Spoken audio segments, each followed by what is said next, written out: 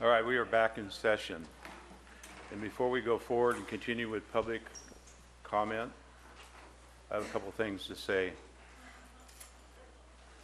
First off is we need to all be civil here. If somebody is making remarks, then you need to not jump up and scream and yell. You need to come to the podium and let the board know, okay? We will not tolerate any discouraging remarks here towards people of anything they have to say, anything they believe. This is a boardroom. This is the county. You have the right to your opinion, and you need to respect other people's opinion too, even though you may not agree. If you cannot do that, then you need to remove yourself. I will not tolerate for the rest of this meeting what went on prior. I have the right to close the meeting and clear this room and allow the board to conduct county business without disruptions, if that's what we need to do. But I hope we don't need to do that. I hope we are all civility towards each other, civil towards each other, and we at least respect each other's opinion. Hopefully that's clear enough, and we won't have to go into anything further. So, public comments, we're back to where we were. Point of order, real quick, sir. Can we just get the TV in the foyer turned up a little bit? It's so quiet, it's hard for them to hear out there. Thank you, Yes, Diane. we can. Thank you.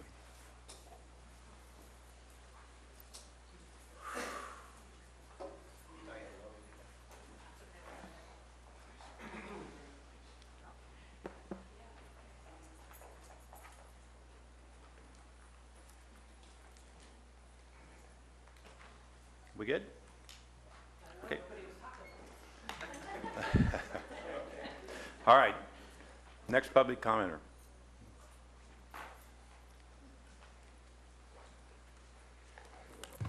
Bill McManus. I'll try to find my place after that brief interlude while I was standing in line.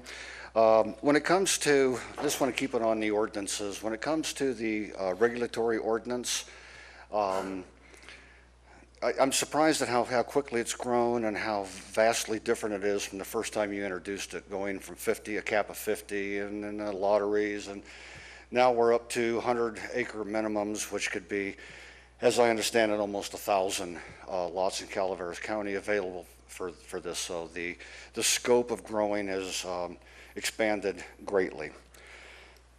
Beyond that, in looking through the documents, there's one I went through and it stopped me immediately when I read it, and I didn't go any further, and it's all I'm going to talk about. And that's in the, what do they call it? Findings of fact. That would be attachment A. That would be section 8, general findings, paragraph B, and about halfway down in paragraph B. In reading this, I was truly surprised. I know you probably have it in front of you, and I don't know if you read it or not, but I'm going to read it real quick, just a portion of it. The county has determined that any remaining significant effects on the environment that are found to be unfavorable are acceptable due to the overriding considerations described in section 12. These overriding considerations consist of specific economic and other benefits the project which justify approval of the project and outweigh the unavoidable adverse environmental effects of the project.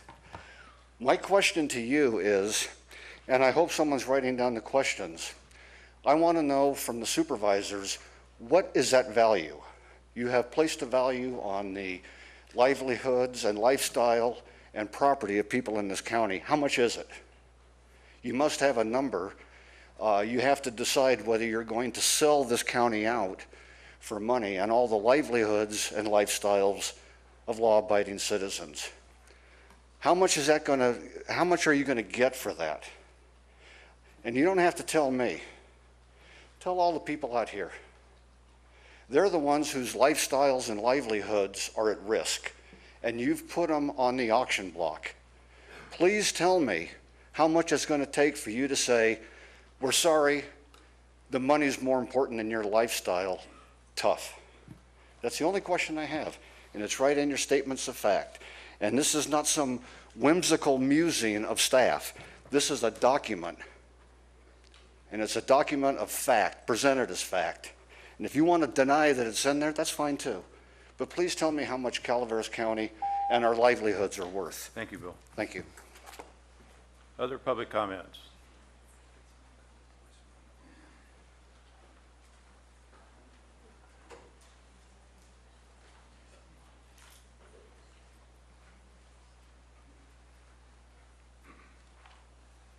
Hi, I'm Bruce Judici, District 5.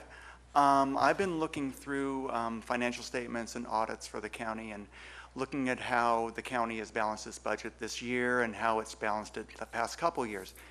And my question would be, I know a lot of people are saying it's not about the money, or how can it be about money, and how dare we stoop to think that it's about the money. But there is money involved here, and the amount that we're talking about is not inconsequential. I mean, I saw at a meeting that Rebecca Callan was saying, you know, without this tax money, we're going to have some layoffs. What programs are you willing to cut? And you know, and here we are in the middle of the fiscal year. And so if this ban does go through, then there's going to have to be some serious financial decisions you're going to have to make. And so while we're talking about, you know, cutting loose with the quality of life here, well, you know, if we're going to be letting go more deputies, we're going to be letting go more environmental regulators. If we're not going to have that, then that also has an impact on the quality of life. And so there is a fiscal impact about what you're deciding here, so in terms of tax dollars. And so I just wish you'd consider that. Thank you.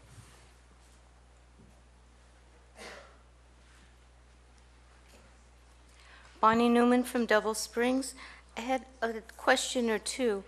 When there's an illegal grow, what happens to firearms that are confiscated?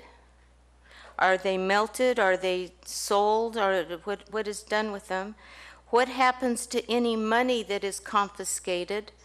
Does the sheriff's department get to keep it? Does it go into the general fund? Or how is money that's confiscated? We know the cannabis gets destroyed, and that's where the big money is. A plan might be considered whereby we could recoup expenses by finding alternative methods of disposal or utilization. Perhaps contacting another area where there's a lab that processes the oil for disposal or utilization. And I heard a lot of talk about money, salaries for the sheriff. I know several years ago there was a crunch on finances, and our administrative officer and all the board members took a 10% cut in their pay to make up the difference. Would that be something you would consider to help make up some of the difference in the budget? And then finally, my final comment is, if someone on this board has indicated they have financial interest that may be impacted by a decision on cannabis, isn't that a conflict of interest? And shouldn't that person have a responsibility to recuse themselves if they're honest? Thank you.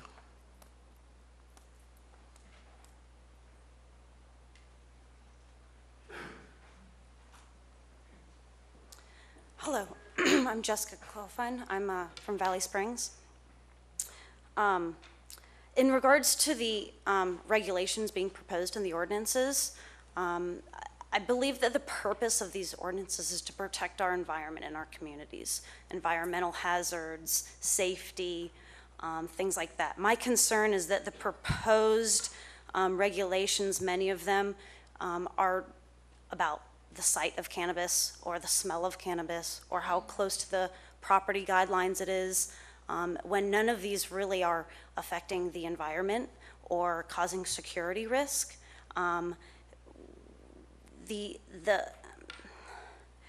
Creating restrictions such as such large acreage or large distances from property lines, being biased in zoning restrictions from one agricultural industry to another, will only prevent the current participating and compliant registrants from being able to continue to be compliant.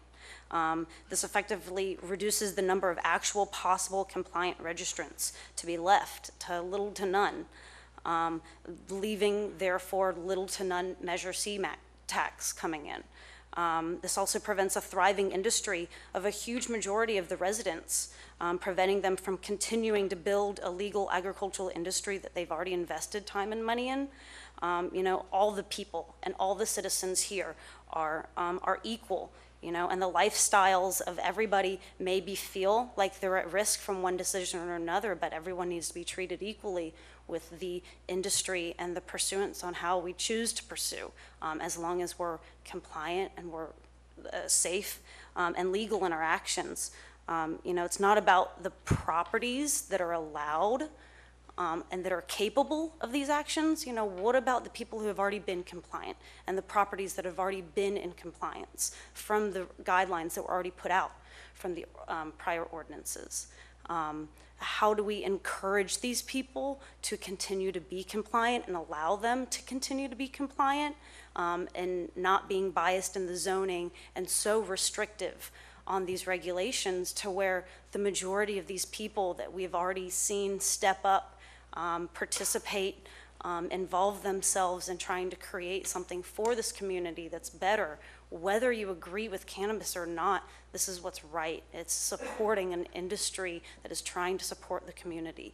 And putting so many restrictions on it is going to squander the people that are involved in it.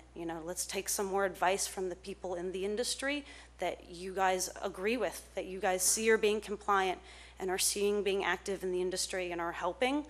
Let's take some more advice and some feedback from them, because I'm fearful that it all will be squandered. Thank you.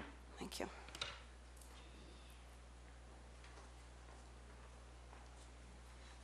Susan Morse, Angels Camp. I'm sure all of you know that the Cole memo was revoked on January 4th of 2018. Not just the Cole memo, but all of the previous memos having to do with what transpired prior to the federal government, and now there's none of those in place. Having said that, I think it creates more unknowns than even before that we knew about.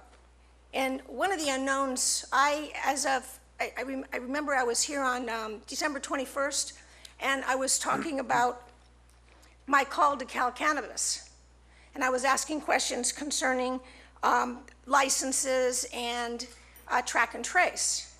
And at that time, there was some objections as to what I was saying, what I said. So I followed up with that call, and I again called them, and I spoke to a supervisor in the Cannabis Enforcement Office.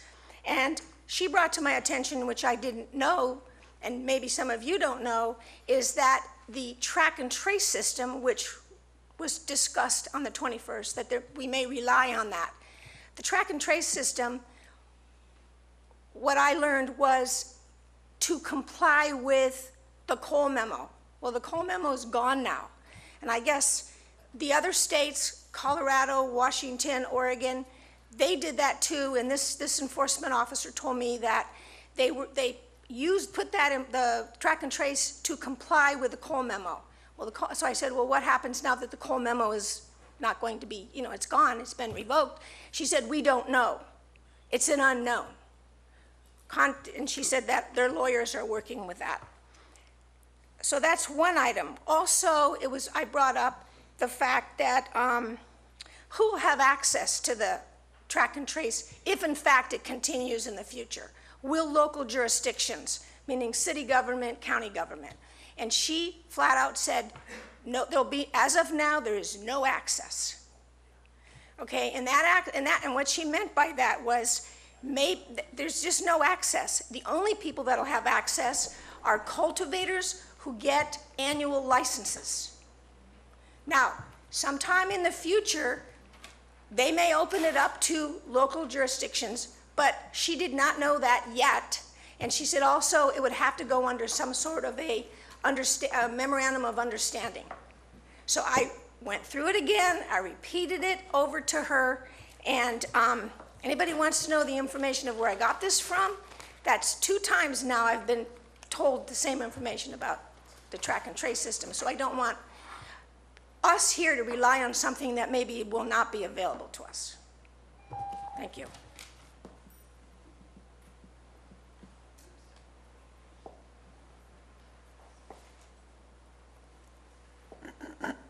Good afternoon, Robert Schufelt. I have one particular thing that I'm a little worried about with the regulatory ordinance as it's written. Can you speak up just a little bit to the In microphone? 1795060,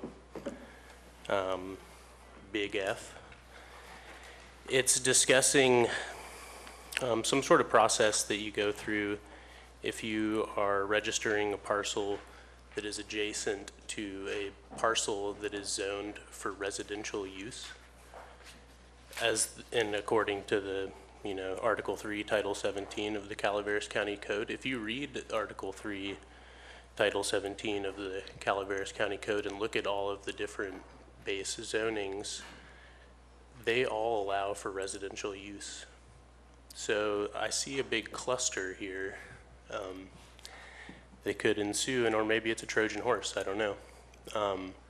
But it seems like the way it's written, it could lead to a lot of unintended friction in the community because I have A1, my A1 is zoned for residential use. If I'm abutting more A1, that's also zoned for residential use. And the way this is written, anyone could gum up the works on this and we're not gonna have a functioning process. And, I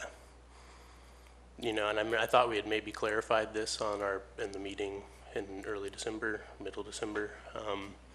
And I think, Gary, you said the intention of that was something about zoning variance or setback variances, but I don't see that reflected in the wording here, that is what this is about. And then I worry that, a GF parcel zoned for residential use, so you could be surrounded by timber tract and someone could gum up the works on that, whether for, reasonable reasons or unreasonable reasons.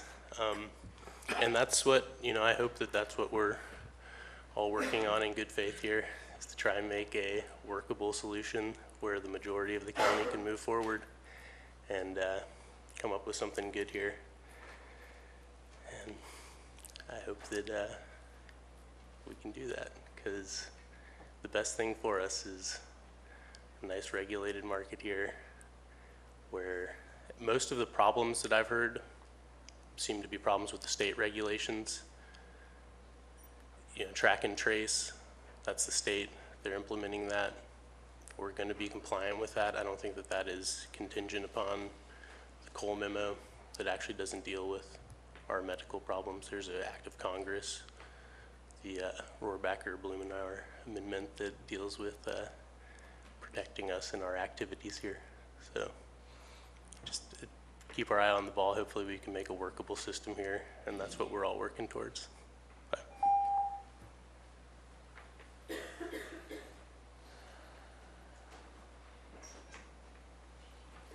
Good afternoon, Megan Gonzalez, Rolling Hills Bookkeeping, San Andres. When cannabis regulations were drafted in Yolo, Humboldt, and Mendocino counties, agriculture experts, farmers, and cannabis industry stakeholders were consulted before regulations were put in place. I would like to know who was consulted in this county to draft these regulations. Which farmers did you consult regarding in-ground planting?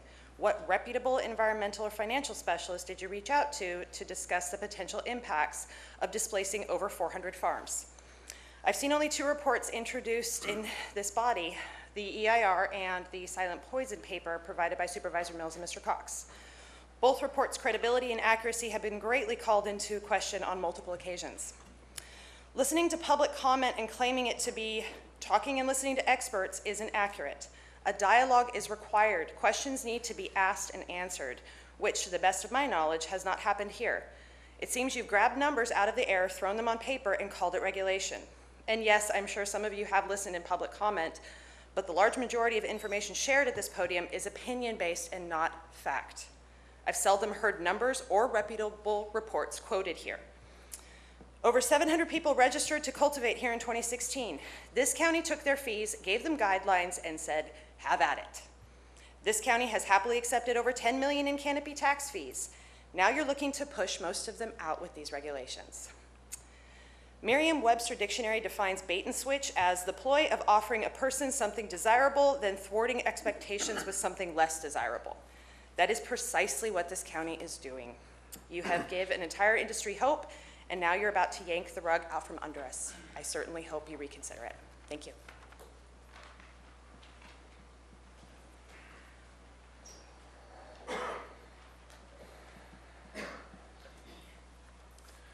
Gentlemen, good afternoon.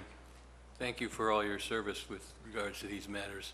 I'm certain it's been tough for all sides involved. Anyway, I've got a situation. I did email all of you about this. I don't know if you got to it, but I've got two 40-acre parcels. Now, I'm licensed with 2 permits, gone through the UO requirements, and next to my 243 acre parcels is another 40-acre parcel. And this particular parcel I have under option to purchase, and I'm currently leasing the property as well. So what I'm requesting you to consider and actually sign off on is the 100-acre minimum, if that's the only way this is ever going to happen.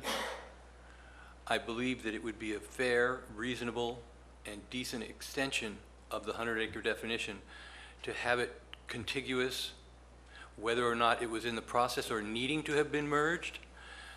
That's certainly something you're going to discuss and deliberate on, but any way, shape, or form that you can allow some of us, and I think there's a handful or two of us that fit this criteria, that are currently licensed, following the rules, paying the money, playing the game, working within the guidelines that you've set for us, and yet we're going to be out the door because we have three parcels. And my belief is, and Mr. Maurer here can certainly clear that up for you, is that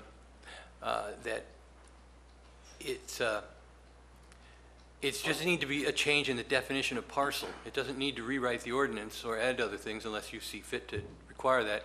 But that definition of parcel can be amended to include that in a pretty reasonable and easy, innocuous way. So please pass that. Thank you.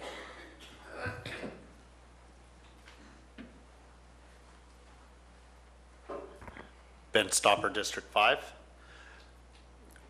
About 3 weeks ago, I came in front of you asking you guys to get something finished because we have many more important things to deal with in this county. Not being this issue is not important, but we have many issues that we need to move forward on for the greater good of our county as a whole. Now, a lot of people are talking about one of these issues is the economic viability of Calaveras County, because the assessed tax values is really one of the strongest incomes that comes in for our general fund. This does help out, but it's not the end-all, save-all of our county. There are other issues that will, in coordination with this or without this as we move forward. With that said, that last meeting, there were some issues brought up by Mr. Toffanelli and some of the other supervisors that I do have to agree with. When it comes to distribution, the chain of custody, you were calling it, checks and balances, if you will, so on and so forth. With the state track and trace system that we've been reading through the law deeply, and to address this issue in the future, if you guys decide to put through hard regulation or ban today, but if it's hard regulation, you decide to do that with your self-distribution, you should consider a Type 11 third-party distributor license in the future. It's not something that you need to do today, but in the future, if you do go with regulation, this provides your chain of custody. If you go through the law later on, you'll see the Type 11, the avenues it gives you, how it goes through the labs. It's a third party separating this distribution license from the people giving you your chain of custody, your checks and balances, and everything else as you move forward. Thanks for your consideration, gentlemen.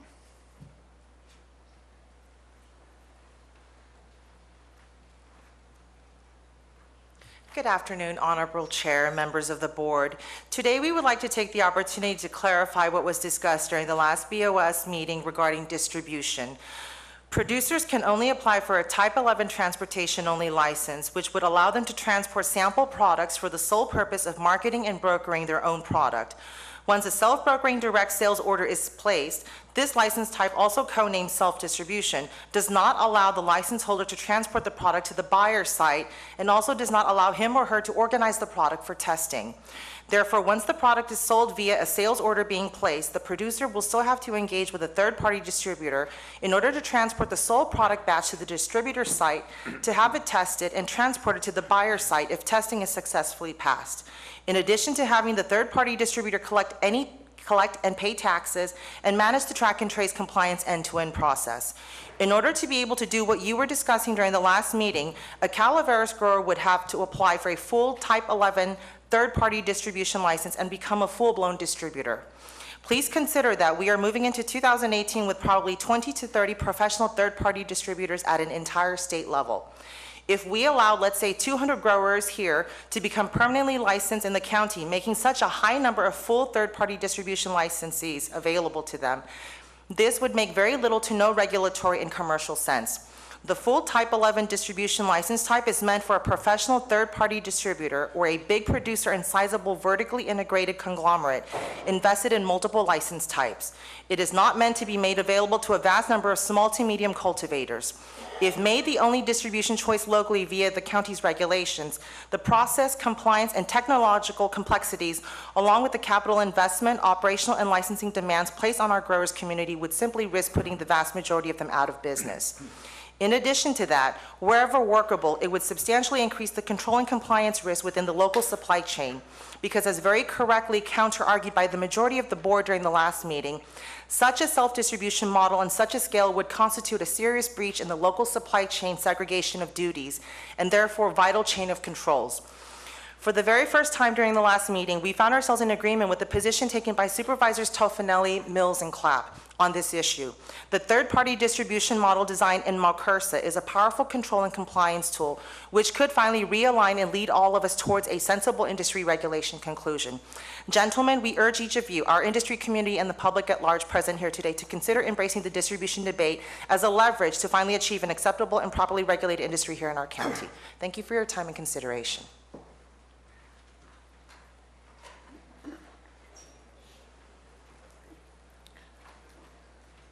Any other public comment?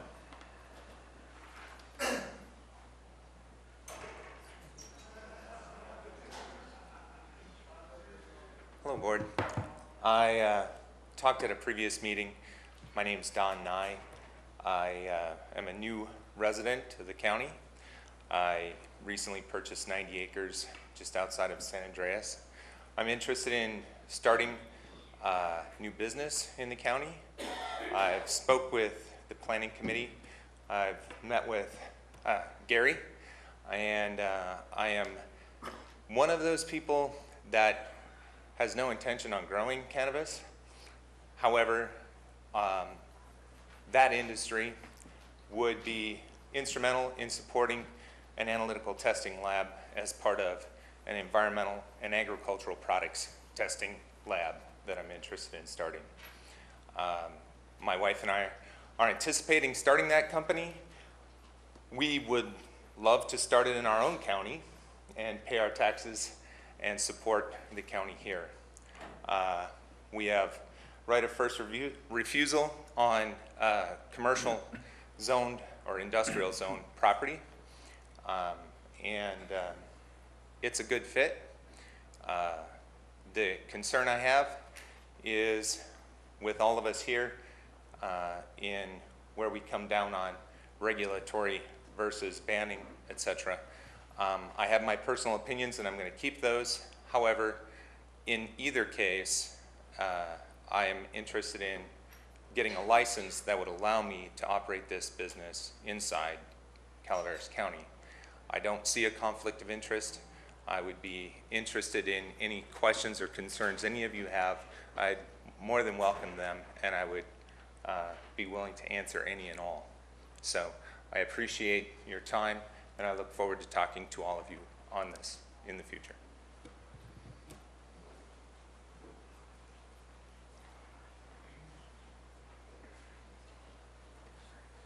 Good afternoon. I'm Al Segala, speaking for myself, and I'm not influenced by Dennis Mills. I sent you a third alternative, and I think this may be a wiser choice.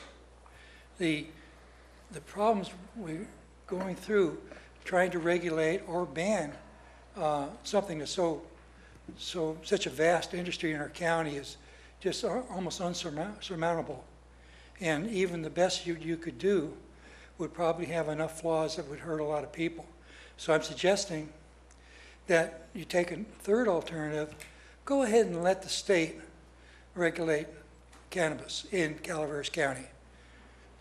In other words, that means giving the money back and allowing land use decisions to be handled under CEQA by the planning department. You have a general plan, you have zoning, and a capable planning commission, and a super capable planning director. And I think that'd be the way to go, rather than to try to go with a ban or regulation, even though the latest form of regulation is not as onerous as some of the previous suggestions. Sometimes we forget that the problems that are related to this product are part of are an integral part of a black market. Black markets are always caused by government. They're not caused by lack of regulation. They're not caused by bad people. Black markets are caused by government.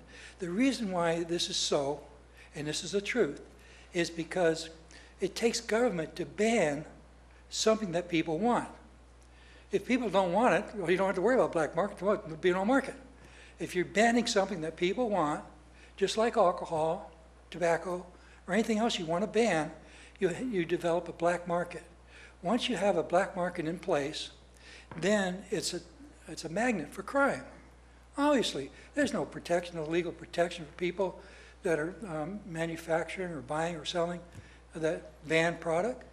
Not at all.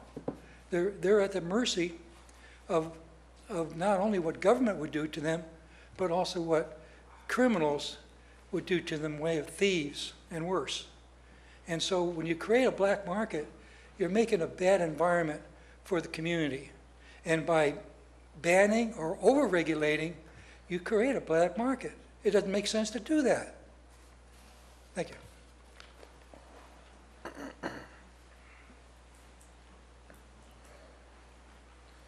Hi, how's it going? My name's Colin. I grew up in Arnold my whole life. I actually sat up in front of this board many years ago to ask for a skate park in Arnold, California. I was about 13, sitting right up here asking for a skate park. You know, I've seen this county change. In the last like 3 years, I worked in the Gulf of Mexico for a long time. And about 10 years I did. We are on a 17-acre parcel right now. That is a residential agriculture parcel. Nobody could see us. You know, our neighbors are really nice to us. We have no problems with our neighbors. We've had one incident that somebody came up the driveway and they were on the wrong road. That's it.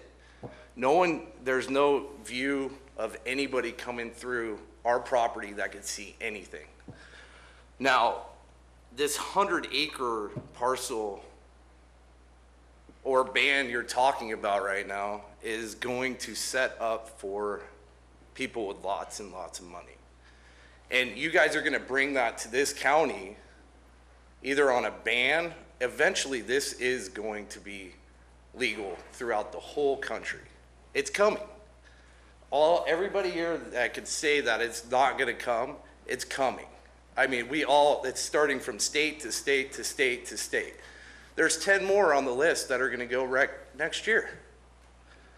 And I don't understand why we have such a conflict of an economy booster for this county where it's helping out. I have an individual that just moved back from Colorado.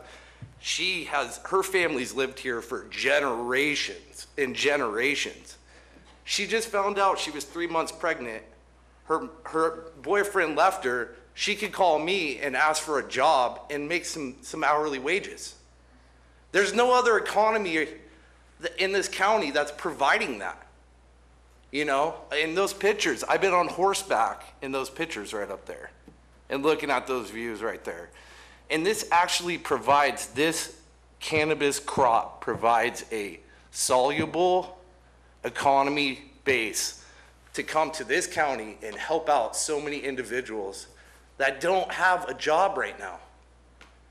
Our youth don't have jobs up here that pay a decent wage, that puts food on the tables. And I mean, I just see another generation of problems coming. We have a brand new jail and a courthouse for drug offenders.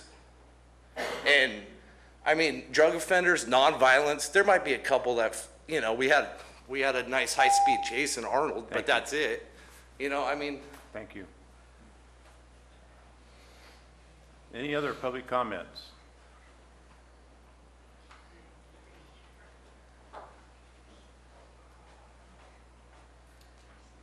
Good afternoon, Tyler Daly, District 2. I'd just like to go over some things that are kind of bullet points to me. I have 22 acres. I built a house under the ordinance. I was told to build a house. I built a house. Now I'm being told I have to move to 100 acres and build another house. Does that make sense to anybody? Is anybody approaching this with common sense? Because it doesn't feel like it to me. Building a house is a major undertaking. I had to do that to comply with regulations. And now I'm being told that's not good enough. Like, does anybody even have an answer for me there? Because it's a troubling concern of mine. There's only 16 properties available for sale right now in the county that meet the requirements that you are asking for, Mr. Tuffanelli. 100 acres, zoned for ag. There's only 16 properties that are even available for sale. How do you expect 208 people that have already gone through the entire process to move onto these properties? It's impossible. And do it by June? It's impossible. At the very least that can be done, the 208 people that have already gone through the entire process, had a business license issued, built a house, background checks with the sheriff and everything, at least give them the chance to get permission from their neighbors. If their neighbors say they can stay, you guys have no concerns. Your major concerns are neighbors, smell, you know, everything. If the neighbors say it's okay for them to stay, then you should have no issue. So at least for the 208 people that have already been through the process, at least give them that respect. You know, I don't feel respected in this county as a business owner. I've brought a lot of tax dollars to this county that has helped eradicate a lot of farms. I get no respect for that. You know, I feel to eradicate farms, these people want to ban cannabis. I've done more to ban cannabis in this community than they have. I've contributed tax dollars that allowed that to happen. That's, you know, so you need to direct to the board. We're not going to go down the road of any of that. We've done that earlier. What's being proposed is not a functional ordinance, period. And Mr. Tuffanelli, we all know that you're the deciding vote here. That's why I'm talking directly to you. I'm asking you to accept what the Planning Commission has brought forward for 20 acres and 200-foot setbacks. You came forward with 50 acres and a 50 farm cap. They came back with a limited number of farms and setbacks. That's meeting in the middle. You know what I mean? You want something, we want something. That's meeting in the middle. Thank you, sir. Any other public comments?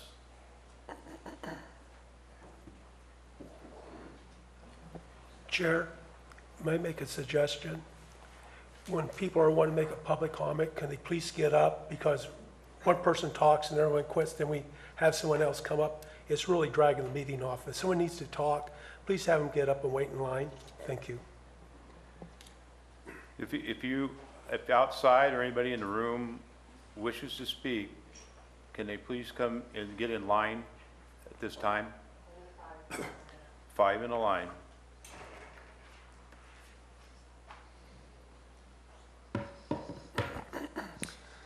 Hello, Board. Trevor Whitkey, Calaveras Cannabis Alliance, District 2 voter. I've lived in this county since 1992. I grew up here. I went to Mountain Oaks Home School. I graduated high school. I went to Columbia College. I'm from this place. I'm going to live here. I'm going to continue being here regardless of what happens. But I really care about this community, and I care about what happens. I know what happened to this community when the mills shut down. I remember it because a lot of my friends growing up as high schoolers were from broken homes that were affected by the closure of the mills. And living in poverty impacts people. And when people lose jobs and they lose the ability to provide for their families, it has ripple effects that affect us years and years down the line. It affects the families and the children who are affected by growing up in poverty and growing up without opportunity and not seeing hope. And I want you guys to think about that, because your decision is going to affect the future of this community for a long time to come. There are people in this government center who are going to lose their jobs. It's not just about cannabis farmers. It's about everybody in this community figuring out a way to make it on and continue having a future and having hope for what's going to come. The urgency ordinance has been a learning process that has allowed the county staff to one, staff up and work out many of the problems of implementation and enforcement with these regulations. It was always known that it was going to be a learning process. Additionally, under the urgency ordinance, taxes to the county as well as fees have brought in over $10 million in the last 2 years. This is the only source of revenue that has come into the community since 2008 when you were on the board last time, Supervisor Tofanelli. Other than that, it's all been lost revenue. It's all been pointing downhill. Finally, we have an opportunity to bring in revenues to staff up the county so that we can get back to the levels before we were making cuts in 2018 as a result of the Great Recession. Environmental enforcement has begun as well. All of the issues surrounding the environment are being addressed. These regulations will address some of those. There are specific, stringent regulations that go above and beyond state regulations, which are already stringent enough.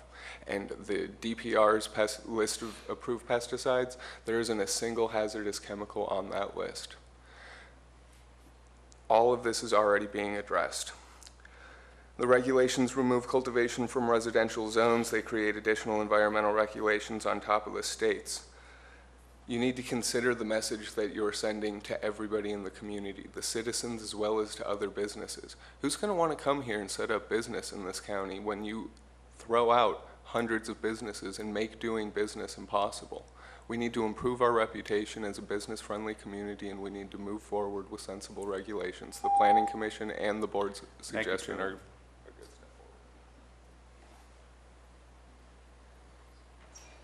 Again, if you wish to speak, you need to get in line.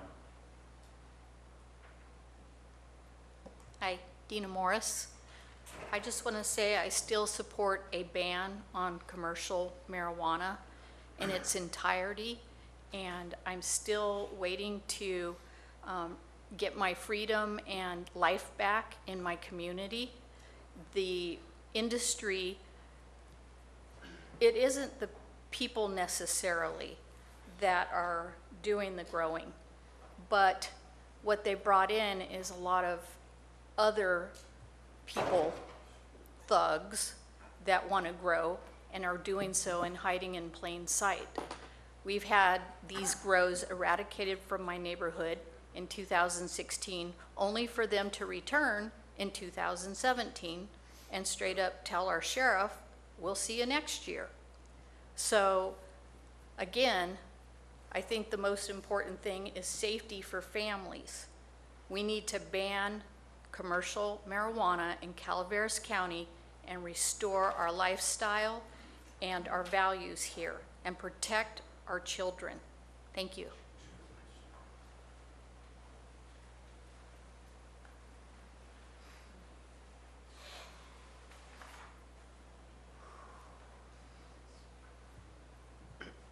Good afternoon, Board. I think that there is a misconception that banning will get rid of cannabis. We all know better. There's 1,000 unregistered grows out there, and we have no economy, there's no economic base to deal with that if you ban. I think it's ridiculous to say we need to protect our children from cannabis when 0 people have died from it to date. I got a call from a friend that I haven't talked to in over 20 years this weekend. This friend I went to boarding school with, she lost 2 older brothers in the course of 2 weeks to opiates. No one should have to bury 2 brothers in their lifetime when they're in their 30s. Maybe they were in their 40s. She called me because our friend who passed from cancer this summer and got the end-of-life options bill passed, told everybody how much Calaveras cannabis helped her in her 6-year battle with stage 4 cancer. She was the first person to say, what about the children? What about their developing brains? She used to refer to people that like cannabis as stupid stoners. And when it was the only thing that helped her in her 6-year battle, she changed her tune. And she reached out to everybody and said that the cannabis that came to her through me from Calaveras saved her life. Well, it didn't. It prolonged her life. She did die. My friend called desperate because her eldest daughter is struggling with opiates. She doesn't like psychoactive cannabis. She wants CBD. She can't sleep. Her cravings are driving her crazy. And my friend called desperate. When people stand up here and say that medical marijuana or medical cannabis is a joke, I find that to be really insensitive. And, you know, frankly, we should not be making medical decisions for people legislatively like this. I'm absolutely appalled that, you know, I would not tell someone they have to check their insulin at the airport gate and that they ought to just, you know, take their chances if they want to travel. So anyway, I urge you to adopt reasonable regulations. A ban will not protect the children. It will not fund law enforcement. Builders get $50 an hour around here. Deputies should get that. Thank you.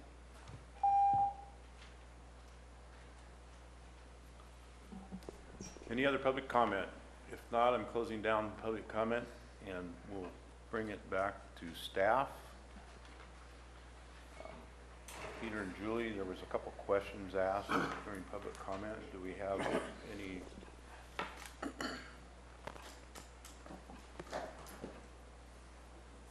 Regarding the ordinance and some of the excerpts on the. Well, there are a number of issues raised, you know, that concern about specific provisions of the code. I don't know, it's up to you whether you want to discuss those primarily. I heard they were about you know, aggregate parcel size. If you've got multiple parcels, could you combine those into a single one that makes, can you consider, you know, multiple parcels that are contiguous and under common ownership as 100 acre to meet the criteria. There was a concern about the potential inconsistency with the signage requirements. I don't think there is a inconsistency. You know, what the one says is you can't essentially advertise that the cannabis is on site. The other is a warning sign. It doesn't have to say there's cannabis there. So I don't necessarily see that as being any consistency. Another issue was raised regarding the notice of applicability from the Water Board. Mr. Bolger brought that up, was requesting, I believe, that the notice of intent, which is the filing you must do in order to get the final permit, which is the notice of applicability, that be sufficient to meet the criteria established in our ordinance as a filing requirement. and raised some concerns about the in-ground requirement. I don't know, I saw Sheriff DiCicilio here earlier. I don't know if he's still No, available. he had 2 o'clock, so.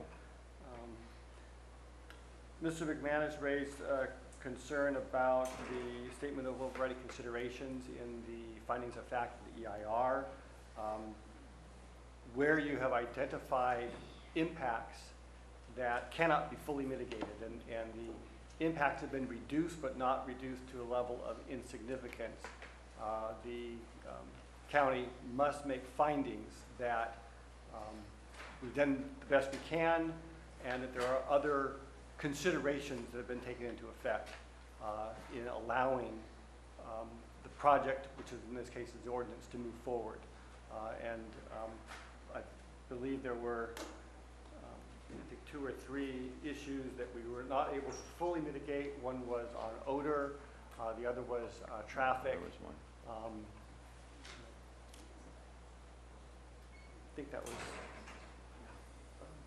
I think those were the 2. There may have been a third one, I'm drawing a blank right now, but those have been reduced but not fully mitigated. And if the board were to accept the EIR and accept the regulatory ordinance, then a finding would need to be made, and that's what's contained within this, that the bigger picture issue of whether it's economic or other considerations be made. So that's why that finding is in there. Let's see. I think there was a question about ag preserve. There was a question, I think it may have been a misunderstanding. One of the earlier drafts of the ordinance required that only a single cultivation site could be issued for an ag preserve, regardless of the number of parcels that might make up that preserve. That provision was removed at some point in time. It's not in this current version. So, Peter? Mr. Chair, if I may. Sure. Can you move your microphone? Actually, when they brought that up, I took a look here, and on their, was it 179507, 0D 17, the final sentence there, I think is what you're thinking might have been removed, but it's still in there. Oh, you're right, it is. It was, that's on page 30. Page 31. Page 31. 30 of the, 31 of the draft, of the one that shows the underlined strikeout. That might have been an oversight on our part, and then maybe I misunderstood what the direction of the board was on that. So it's probably something we should clarify, whether or not it is the intent that, and I think there's sort of 2 issues here. One is, do you want to limit the number of registrations or permits for cultivation to a single site for a ag preserve, regardless of the size of the ag preserve? It could be several thousand acres made up of a number of parcels.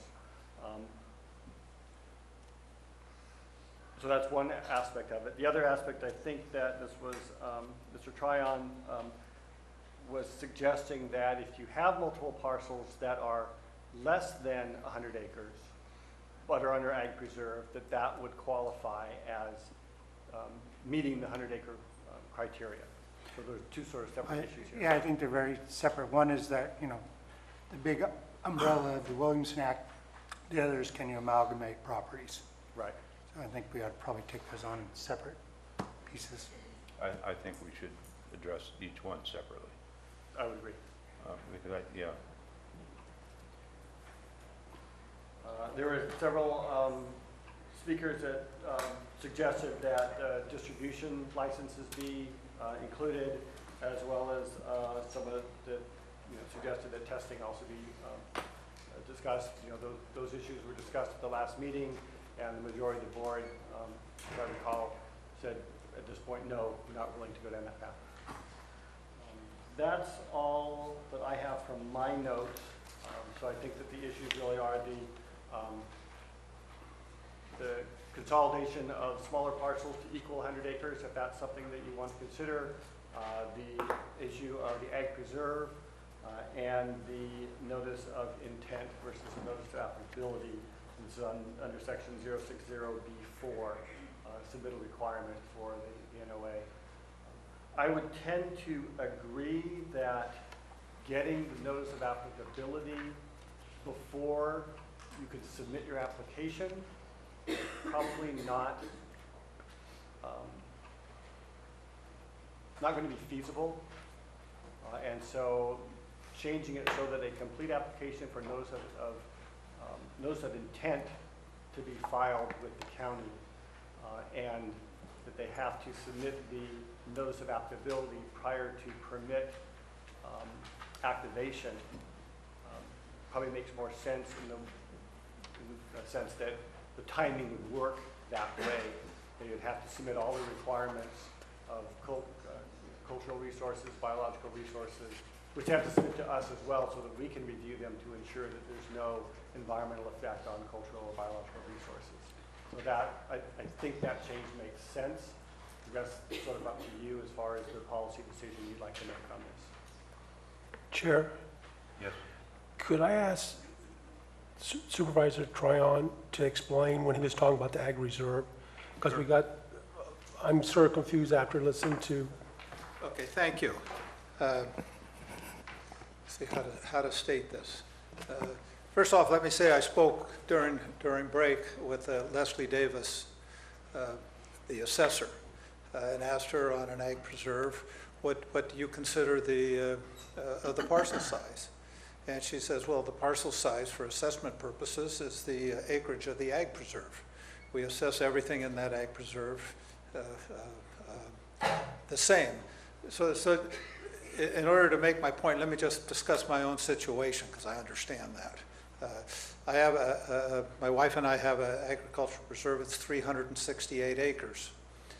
It's made up of 3 parcels. The one that we have the registration on is 24.95 acres, I believe. There's another one that's 1.5 acres. And then the balance, 330 acres or whatever it is, 340 acres, is a separate parcel. But in my discussions with her, I mean, she basically heard my earlier comments because she was watching it on the video, so maybe she's going to be on her way over here because I told her I would try to bring it up again this afternoon. But she basically agreed with my comments. And let me expand on my comments. I mean, assessor's parcel numbers are done by the assessor's office for the purpose of ease of assessment. It has nothing to do with ownership. It should have nothing to do with this discussion that we're having today. Assessor's parcel numbers are done by the assessor's office for the ease of assessment. Many of them are not even legal parcels. They're just done for the ease of assessment. So taking my argument is that in my ag preserve parcel, my parcel for the purposes of the discussion here today is a minimum parcel size, should be 368 acres. It shouldn't be 3 parcels that are done for the ease of assessment. That has no meaning. Likewise, I have a friend who bought an 80-acre parcel that was zoned, or approximately 80 acres, don't hold me to the exact acreage, it was zoned A1. He bought another, I think, 30-acre parcel that bordered it. It was zoned A1. And then he bought another 20-acre or 30-acre parcel that bordered it, that was contiguous, which was also zoned A1, which brings him up to 150 acres. And yet he doesn't have a 100-acre assessor's parcel number because the assessor put a different parcel number on each one of those when he purchased it from the neighbor. So in my opinion, you should not be using assessor parcel numbers at all. You should be using, for this discussion, you should be using the zoning, the setback, and continuous ownership. I mean, if you're in one of the 3 zones that's before us today, agricultural preserve, the AP, the Williamson Act, which I'm in, or the A1, the agriculture, or the general forest, it should be continuous ownership. If you have continuous ownership of 100 acres or more, then you meet the 100-acre criteria. And if you make it a smaller, if you want to make it 50 acres, then it should be 50 acres. But there's no valid reason to be using assessor's parcel numbers. Well, one of the things I would be curious about, so you said like, one of yours is 20 acres, an acre, and 3 something. And the farm's on the 20-acre one, well, then what would happen if you sold the 20? What would keep us from? Well, and I'm understanding your question, Clyde. Okay, so like, the minimums from right now, one we're talking about is 100 acres, right? Okay. So you could still sell the 20-acre, could you not? Would it be some way? No. Okay. No, not in an ag preserve. Not You in an certainly ag can't. preserve, but if it wasn't in an ag preserve. No. And the other point I made this morning is, in the ordinance as it's presented today, it says that if you have over 100 acres or 200 acres, so you have two 100-acre parcel sizes, you can co-locate, and you can get up to 44,000 then square feet under one ownership. My feeling is that why would you not allow that for an ag preserve? I mean, we have 368 acres. Why wouldn't we be able to relocate somebody that is being unlocated because you're not giving out more registrations? Why would you penalize somebody because they're in the Williamson Act? I mean, you're talking cannabis grows. If anything, you know, a Williamson Act should be a no-brainer that you would put it in a Williamson Act. I think Mr. Supervisor Mills has a question. Well, I don't know if specifically it's for Supervisor Tryon, but if you take... Thank you. Yeah, thank you. Thank you. Oh, okay. You want me to sit down or you want me to answer a question? No, my question I think would be more to staff is, and You want surrounding to your... question me? No, thank you. Okay. Surrounding this Thank you for your issue consideration. is if you take multiple APNs and you then combine them into a single parcel, how many parcels would that mean? What's the number that we would be then dealing with if we did that, over and above what we've already talked about? So, first of all, Mr. Tryon is correct in that an assessor's parcel number doesn't necessarily mean it's one or more parcels. And we don't use assessor's parcel number. We use legal parcel. If you look at definition of parcel, it is a legal parcel that can be sold separately. So we're using the parcel definition that essentially comes out of the Subdivision Map Act. And so you can have multiple assessor's parcel numbers on a legal parcel. You can also have multiple parcels under a single assessor's parcel number for assessment purposes. So the ordinance as written says you have to have a separate legal parcel. The policy question before you is whether or not you want to consider contiguous ownership. So if you have two 50-acre parcels or more that equal 100 acres or more, would that be sufficient to provide the 100-acre minimum size requirement that you would like to see? There are ways that can be crafted so that we could, you could allow that, or you could just say, no, we want a 100-acre parcel, and if someone has two smaller ones that equal, then they can merge those or do a lot line adjustment or something like that. Those are the options that are really before you at this point in time to allow contiguous ownership. There would be a concern that we would have is that, okay, you've gotten your registration and then someone sold off one of those. But that would then be in violation of the provisions, and they could essentially lose their permit and lose their state license by default on the local ordinance. So, And I think that's the difference between ag preserve and the continuous lot. The ag preserve, as Tom said, he can't just sell that 20 acres because the whole thing is under ag preserve. Under contract. you would have to amend the contract, you have to come back before the board before that happens, has to still meet the criteria for ag preserve. If it's not under contract, there are no such requirements. Correct. Well, I think the question still remains, though, is how many parcels, are legal parcels, are we dealing with? Or we Well, have the limitation at this point is going to be based on the number of approved registrations under the ordinance. Yes. I think we already have more parcels existing They may or may not be available. We heard there were 14 or 16 lots for sale today. But there are more lots, existing 100-acre or more parcels with appropriate zoning than we have registered cultivators. And by allowing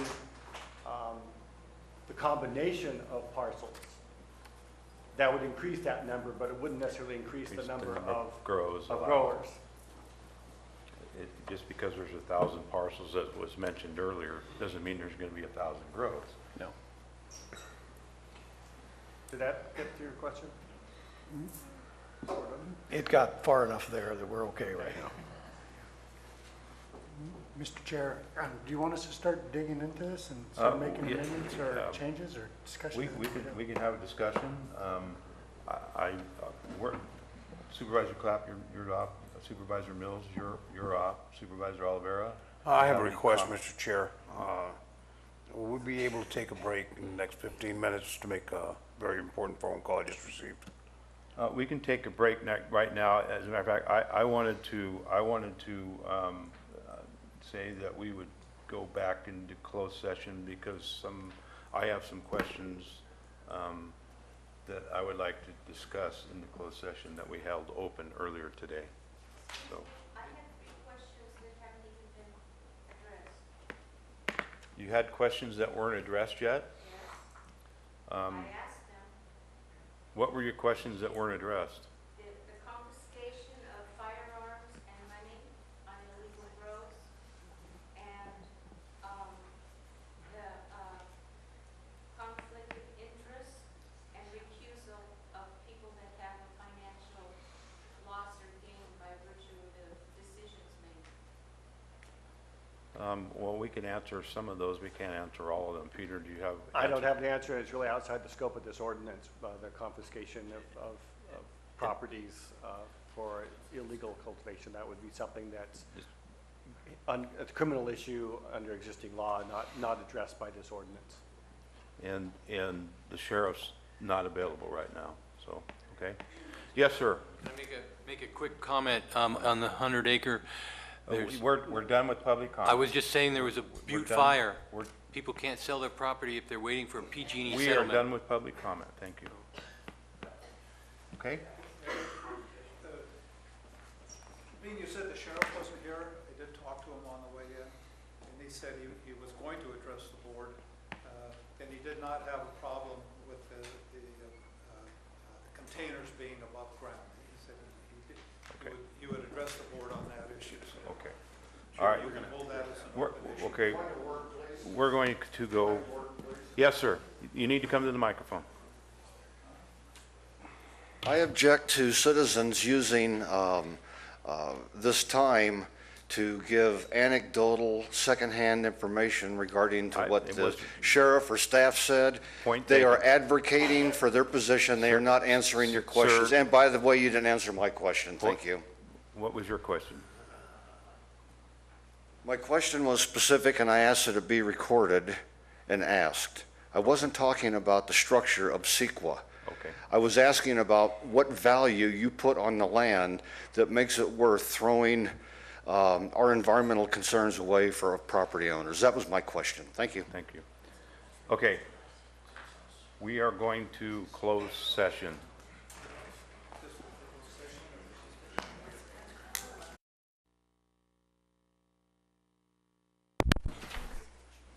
All right, we're back in session. Madam Clerk. Report of closed session. Conference with legal counsel, anticipated litigation, significant exposure to litigation, one case pursuant to Government Code Section 54956.9D2. Thus far, there is no reportable action. However, this item will remain open until the end of today's meeting. Okay. So, is there any other board comments of any questions? We'll get into discussion. Supervisor Mills, do you have anything? Are we looking at discussion on the particular agenda item? Staff, I'd like to look back to 1795070D7. you have a page number for that on our, I've got it on my old printed copy here on page 26, but I don't think that's the correct page. D, 1795070D7, 7B, like in boy 7? D Delta 7. Do you have a page for that, Peter? It's on page 27 of the 27. clean version, Of the Page what up. version? of the clean version, the one Clean that's without version. any line strikeout. Under the Yeah. markup version, it would be Yes, 28. So it goes back to this proof of evidence of destroyed and not being relocated and harvested. How do we possibly, if, let's say, for instance, they end up going to our county landfill, we go through a whole process when this arrives at the county landfill from eradication processes. Is our landfill going to be able to process it in the same way that we do from the sheriff's department? And will there be an additional cost involved in doing that? What kind of documentation would be needed? This is all things that aren't discussed in this. It's just saying immediately destroyed. It doesn't give us give anybody any clear direction as to what that is going to entail.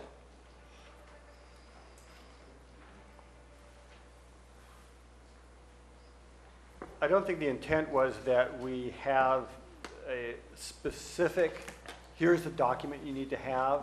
There could be a variety of different documentation that could be provided. It could be, if there is if we hire a firm to help eradicate, then we would have their records. If the sheriff eradicated, we'd have their records. If they self-eradicated, they would have to take it and provide us some documentation that we would then have to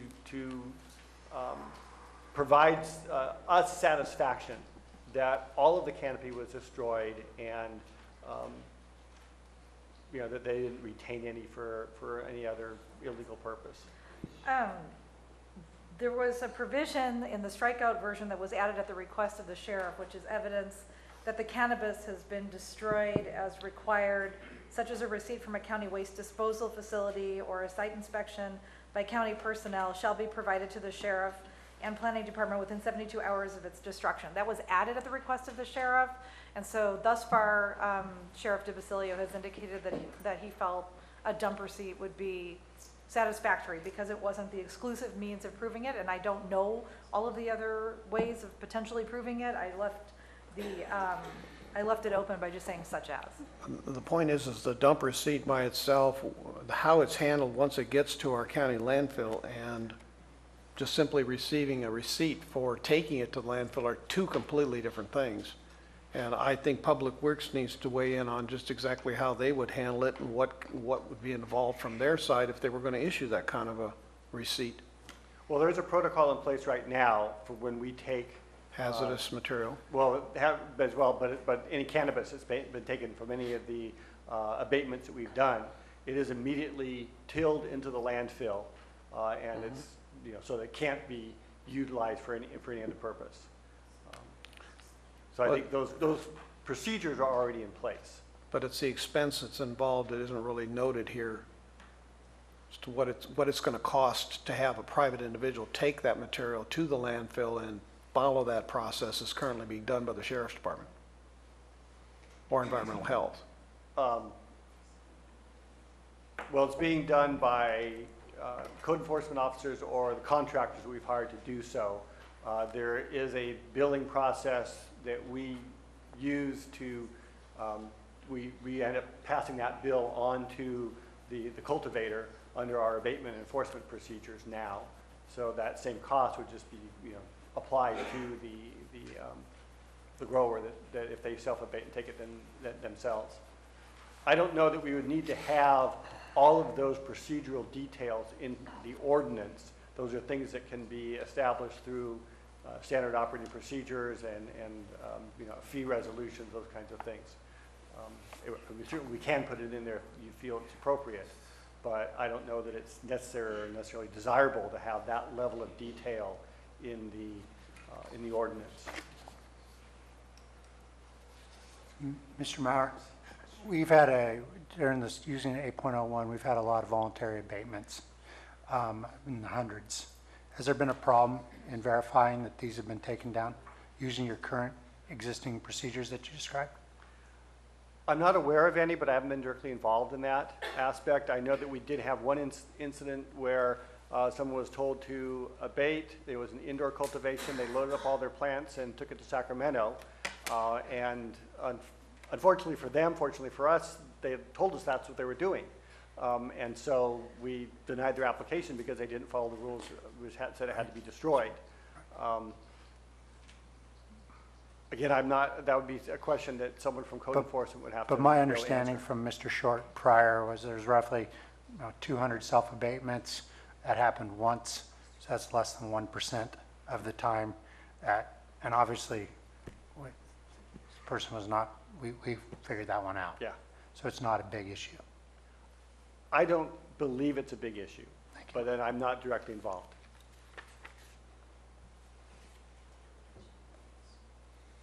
Supervisor Mills, anything else? I'll come back later. Supervisor Garamendi, your light's on. Indeed. Mr. Chair, on flipping back and forth, 1795.070, section D17, I'd like to propose that the final sentence in that paragraph be struck regarding the Williamson Act contract.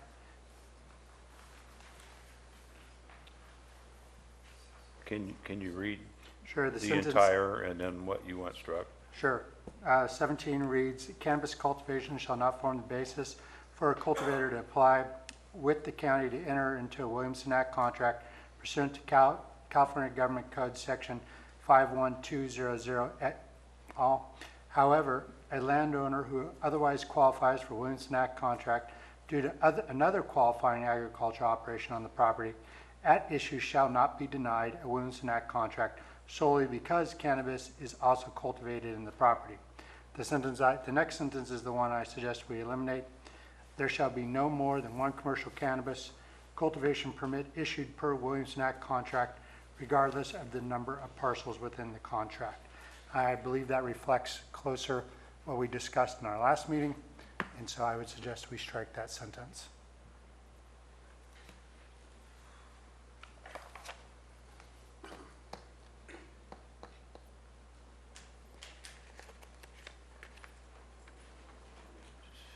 Any comments?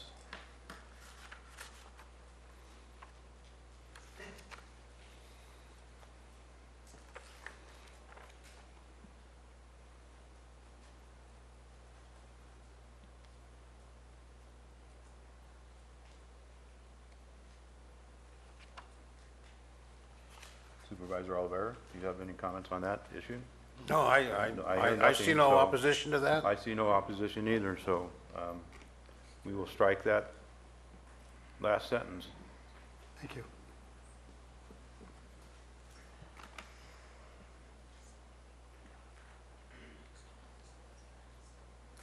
Any other things? Sure, if you want me to take another turn. Yes, go ahead. Great. Under section 1795.070, section D17, excuse me, That's the one we just did. excuse me, I'm going way forward here. So you get the letters. E16. Okay. That's on page 35 in the marked up version. Wait for everybody to catch up. I suggest we strike section 16. This reads, cannabis cultivated outdoors must be cultivated directly in the ground or containers fully recessed into the ground. I suggest we strike that. Your reasoning for that? Now, it's not it's hearsay, but it's my understanding that that is not a concern from the sheriff, from his last comments before the board. He is not concerned. The pots that were moved are that less than 1% of people, so I don't think we should be dictating how they farm. In addition, There are issues around compaction. If we're digging up, somebody puts in, if there's an existing terrace, we're digging it up, we're putting in pots into the ground, or it could be messing up the integrity of the compaction. Well, I had a personal conversation with the sheriff on this, and I'll confirm that he said he did not have an issue with them being in pots. And I'll go back to one of my original items that I brought forward, that I said all grows must be in pots. And I think it's easier to see from the air. I think there's a lot of different reasons why I put it in there. And after talking to the sheriff, he feels confident that he would be happy to have them simply in pots versus in the ground. So I'll have to agree with him. I'll go back to my original regulations when I brought them forward as being in pots. So I'm in favor of it. Would you be in favor of just neither choosing pots nor ground, but I leaving would that to prefer to farmer? put in what my original thing was to me, that they would be growing in pots.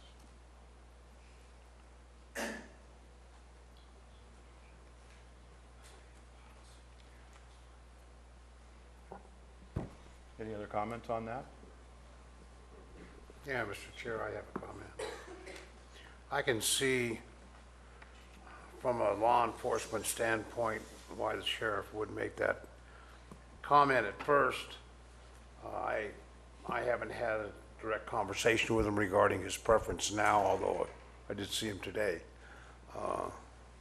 Is there a way we can contact the sheriff by phone, see if he's changed his mind and what he prefers? I have my own views on it from a law enforcement standpoint.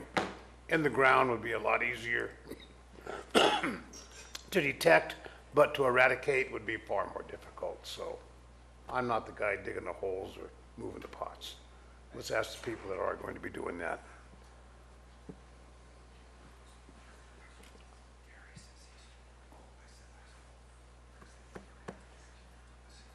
We'll see if we can get him on the phone. In the meantime, you have other items? We discussed before break, Mr. Chair, the idea of amalgamation of lots to meet the minimum parcel size. I would propose that we allow the amalgamation of contiguous lots to meet the minimum parcel size. Amalgamation being, for example, if you had 250s, it could equal 100. Comments?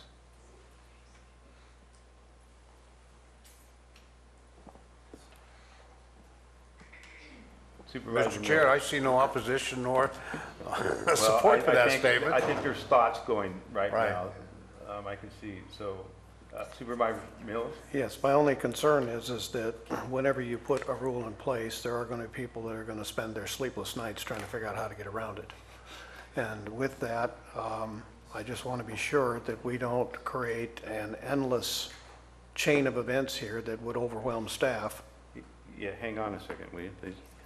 Okay. No, go ahead. If that's the sheriff, go ahead. I have the sheriff on the line. Sheriff? Hello? Yeah. Hey, we have a question. Supervisor Oliveira has a question about your conversation I had with you and myself over pots, grows being in pots versus ground. Can you expand on that? Can you speak on that? I don't have a problem with them being in. You're on, by the way, you're on record, so. Yeah, I have no problem with them being in pots. Originally, my thought was about the illegal growers, but because of the laws that are going to be impacting the registered growers, if they start moving plants, I believe that that's going to cause them great discomfort in the ability to lose their registrations. So whatever the board decides, pots or no pots, I'm fine with either direction, but I have no requirements at this time. Okay, question? No. Okay, thank you. Chair, to continue that point before I go on to the other one. Regarding the pots, there is a sense of permanence for things that are in the ground. I understand there would be more difficulty to it, but there also would be a difficulty in moving or changing the activity to another location on a moment's notice for those that have them, and we'd know right away if they're not in the ground that they're not complying. It isn't even a discussion. You could just drive by and see it. Where if it's in the ground, it's there, it's not movable easily, it creates a sense of permanence in that location. And people who move or have pots above ground could easily move to a more suitable location or a different location, and we wouldn't really know that that occurred. So that means that there's a possibility that contamination or potential contamination could be left behind and us not knowing that occurred. So there are reasons for wanting to do it. I mean, if someone is growing in the ground, even if you're 6 plants outdoors, you're not going to intentionally mess up the ground that you're on because you're going to want to continue to grow there. Where if it's in a pot and it becomes untenable, it's very easy to move to a new location and just not say anything. So you're in favor of in-ground? In-ground. There was some conversation earlier brought up about if it's on a grade and having to grade out or trench and getting compaction, that it might be a environmental nightmare as far as when rains come and so forth. Well, having done underground work myself and understanding 92% native is standard for compaction rates in California, it's not difficult to do. It's just a matter of how do you achieve it. Okay. I'll support your position, Mr. Chair, on growing in pots. The nature of permanence, this is an annual plant. It's not going to be a 30-year orchard. I would just buy the nature of the plant. It's not permanent. Okay. Do we have a consensus, or if we don't have 3 votes for that, it's going to remain in here, so. I'll consent. You'll consent? You want to turn your mic on? I'll consent, Mr. Chair. Okay. Does that make it better? All right, so let's go on to the next one. Well, continuing. I'm not sure what's been consented to. Just to make sure we get it clear. The pot, striking line number 16 and having it put in pots, grown in pots. Yes. So revising 16 so it requires it in containers as opposed to in the ground. Correct, which was the original. If you go back to what they say the Toffanelli ordinance was that you put together, it was in that ordinance. Chair, we got enough noise in the audience. I can't. Thank you. Continuing with our conversation about multiple parcels conjoined, I said something about we want to be sure that people we don't create a situation where they're going to go out parcel shopping to make the number that they're looking for. How would that be able to be verbalized or written in such a way as to minimize that impact? Because that is going to be something to be a longer term issue. Yes. I'll have to agree. I'm not at this time in favor of that, simply because I see a lot of problems. It is a little different from ag preserve where you're in a contract and you can't just sell 20 acres or whatever parcel you want to sell. You have a contract and you have to go through a lot in order to do that. If somebody has three parcels, 5 parcels, all contiguous, and gets their permit, there's no way that we can come back consistently and look, as far as I'm concerned, to make sure they haven't sold off a parcel or 2 parcels or whatever, because now they've got what they want in hand and they've only purchased it to get to where they wanted there, or whatever happens in the future.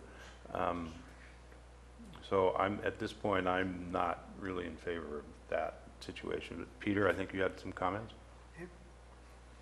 No, I was just turning off my microphone so I didn't inadvertently.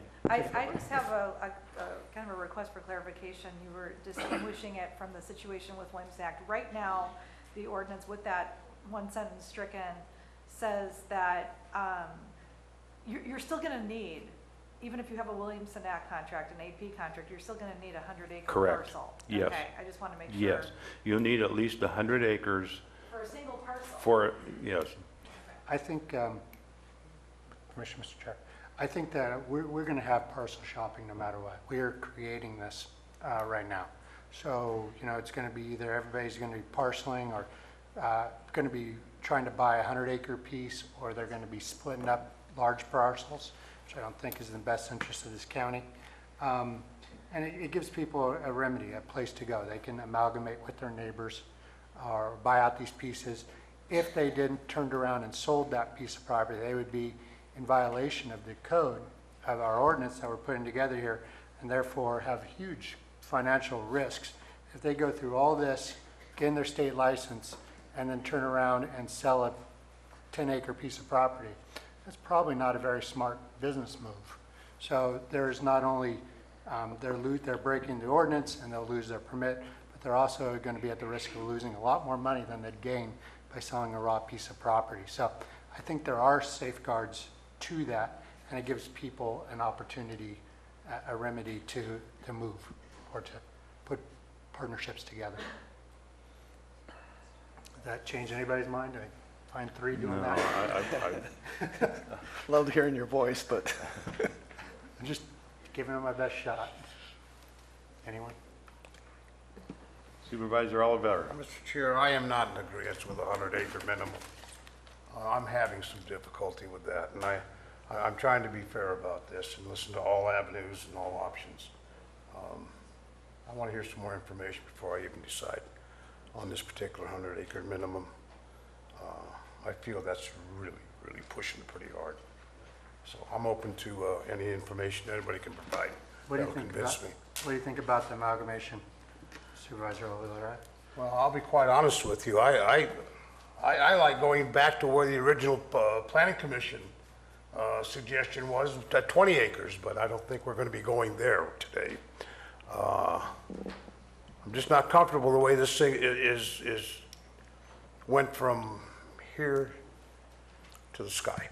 There's some number in between there that would work for everybody. I'd be willing to discuss that, but I think 100 acres is really hard. And I think we're looking for excuses to make that work. And I heard the same thing in the urgency ordinance, and that's why I voted against it. We have to be fair and realistic about this.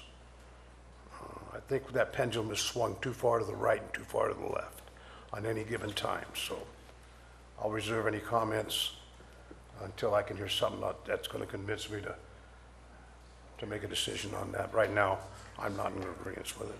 I'm sorry. That's fine. You have your reasons, that's fine. So contiguous to make.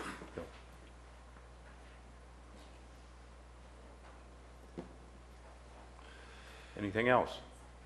Well, we could take on the elephant in the room. Does anybody have any interest in adjusting the 100-acre minimum? I don't. I do. I have two that do. Supervisor Clapp, no? You're not responding? Well, I'm just watching the party. I'm amazed. I hear people talking about, we went from here to here when we actually started. You need to turn on your microphone, sir. You know, I watched it, we went for a ban to where we're here, and we're still now, we're way up in that. But if I had to take something, it'd be 100 acres. Okay. Supervisor Mills? I'm with you. Okay.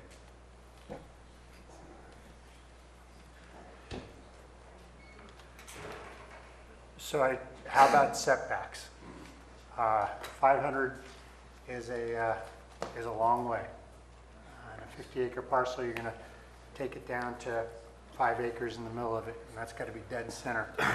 It seemed like the Planning Commission took on some reasonable approaches to that, taking into consideration where people lived, terrain, given some discretion. I would be very interested in seeing if there was interest, part of this board, to reconsider the setbacks that are currently in this ordinance at 500 feet. I've done my research on what the Air Quality Board in Washington State has done, and I think they're light years ahead of California. I think we're still in the dark ages on this whole issue. And I would defer to what they have done up there, as well as some of the lawsuits in Colorado as a result of this issue. And the 500-foot setback is, I think, even the most reasonable compromise that you can come up with, considering the circumstances at the state level, as to how we can control it on a local level. So I would agree with the 500 feet. Supervisor Clapp. Well, since they brought litigation against me to keep me from voting, because they on their own statements, allegations against me, is that if you're within 500 foot, your property is devalued. So I'd have to take their position that they're saying 500 foot, your property is devalued if you're within 500 foot. So that's out of their mouth, not mine. And I think that was on my original regulation list that I had, so I'm going to stand by that. I will not move. I think I've moved quite a bit on a number of things to what I proposed. Just, I want to bring up, one of the objectives is we went through last meeting and we kept pulling up different numbers of how many parcels we had available. It was clear we were trying to find a way to limit this stuff. I'm not so sure we need to worry that much about it. When I look at, with the rates of payment on Measure C, the state compliance and all the rules, the costs, there's already a major cull underway amongst our grower community. People who aren't going to be able to make it. So I wonder if the 100 acres, I would like to plead that we take that into consideration of we don't need to do that to restrict. We already have a moratorium that's in place. There are no new permits that are being issued. We have a regular business culling that's happening for those companies that can't make it. So I'm not sure it's needed to serve the purpose that we have in mind. So with that plea, does that bring anybody along? No. No. Can I try one, and then maybe we can see where it goes from there? I'm not making Major League batting average here. Well, that's why I thought I'd give you a break. If we could look at 1795-100J on page 42 of the clean packet, it's page 47 in your Page 47. page on the 47 in your electronic. agenda. Online.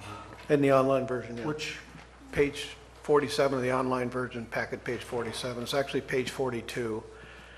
Subsection J talks about the administrative fine. I think it's set up here at $1,000 per day. Mm-hmm. And would there be a way to bring this into a tiered approach? Where if you have, say for instance, take it $1,000 a day up to the first 2,000 square feet of canopy. Anything above that is an additional 1,000 because there is additional work that's going to be involved. If we're going to say $1,000 a day, no matter what the canopy size is, we're really not accounting for the actual workload involved to handle that particular size. So if we had a tiered approach to this, it's $1,000 per day for the first 2,000 and then set another $1,000 for something else. I know $1,000 is kind of like a magic number, and I think council can confirm that. It's the magic number. But would we, by a tiered approach, council, be overrunning the civil penalty phase that the state has? Would that create some problems?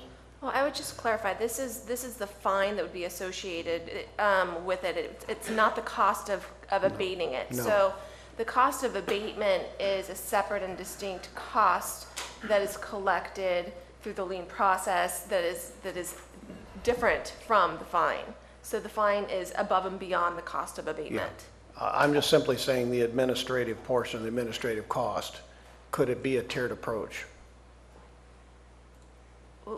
Again, when I say that the cost of abatement, that includes administrative costs. So we captured the administrative costs of abating a grow site that's been cited through the cost of abatement.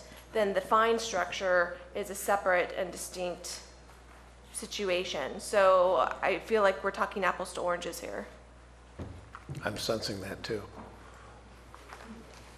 I'm just trying to find a way, if there was a way that we could include a tiered approach in this section, or whether that's something that would even want to be discussed. Well, there's always, that we can research that and bring this back, if we adopt it, and then it can always come back for adjustments.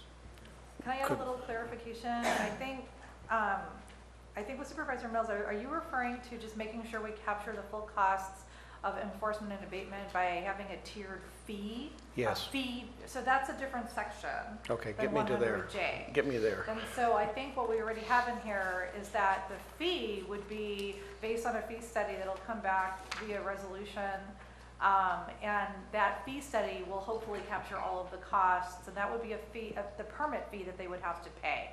And so we already have, I mean, it doesn't say anything about tiering, but I think the tiering would probably be by cultivation type, where we have the registration fee for just a non-commercial cultivation would be much more minimal than the fee that we would charge for a local permit.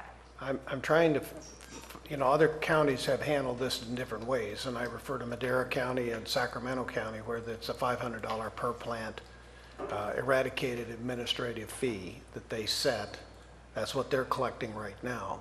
I'm not saying that that's what this board would consider, but I think we need to look at whatever that fee structure is to be sure that we're truly capturing all of those costs. Now, if a nexus study is the way to do it, and we can talk about it later, that's fine. But I think it needs to be in the conversation, and we get 100% buyback on it. And it's not going to affect our general fund or affect our other operations. So there's already a provision in this ordinance that says that everybody who either registers or gets a commercial permit would have to pay a fee to be determined by a future resolution of the board. And so the board would be able to determine. I believe he's talking about two separate things, Ms. Mosouas, because there is the fee to apply versus what I believe Supervisor Mills is referring to is a fee of abatement. Correct. So the administrative fees associated with the overhead administrative costs of abating a cited grow is separate, and that is something that we already do. That would be a question for code compliance as far as how they already calculate their administrative costs, but that is all rolled into the cost of abatement. So those are things that we already do. But that would be a question for code compliance as far as how they calculate their overhead, how they calculate their administrative costs. And typically that is not something that you would want to include in an ordinance of this nature. Many times with fees, you would set the fee by resolution at a later date. I just want to be sure we have that conversation, maybe not now, but it's on the table. It's part of the discussion so that we all understand that we do have to go there at some point.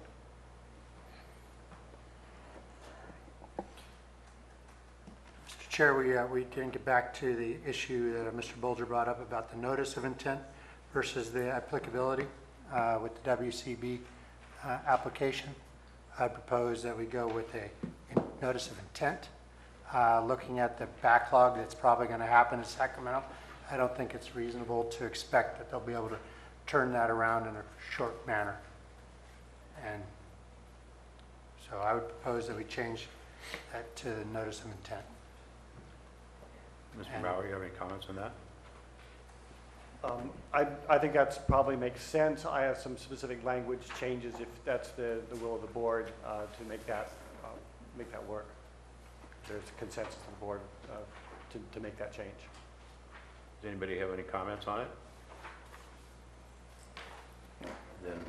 So what I would propose then is, this is section 060B4, a copy of a complete application for a notice of intent to enroll the cultivator for coverage under General Order Number R5 2015-0113, consistent with the area proposed to be registered.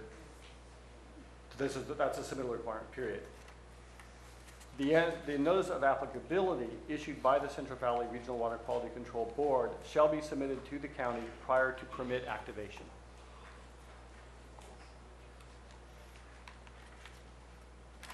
Using the word intent.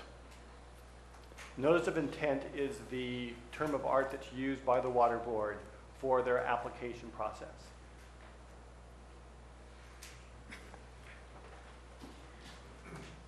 You know, I think of this in a real estate vein, and not to really shift too far afield, but when you're talking about a letter of intent or a notice of intent, it's not an insurable interest in real estate. So. We're talking about different things. Yes. The notice of intent, capital letters, is an application form That's all that it is is. submitted to the water board. The only question I have is, and maybe there's someone in the audience who can answer this question, my understanding is there is a new general order for the water board, and this reference to 2015-0113 may be superseded by a new order. And maybe we can just add something, or as amended, or something along those lines. You may want to reference the general order. The current general order. The current one that is most current is October 14th, or October 17th, I'm sorry, and it was passed or adopted on October 18th. It is on the water board website. So if we just say under the current general order, then we'll know that that's the most recent one, because it could change again. That way we're not having to go back and modify, should they decide to modify themselves. Exactly. Under the most current general order is the verbiage? Yes. Yeah. Yeah.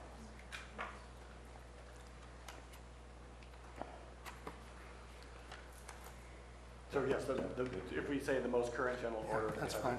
Go with the intent of most current general order. Okay. All right. I think we have consensus on that.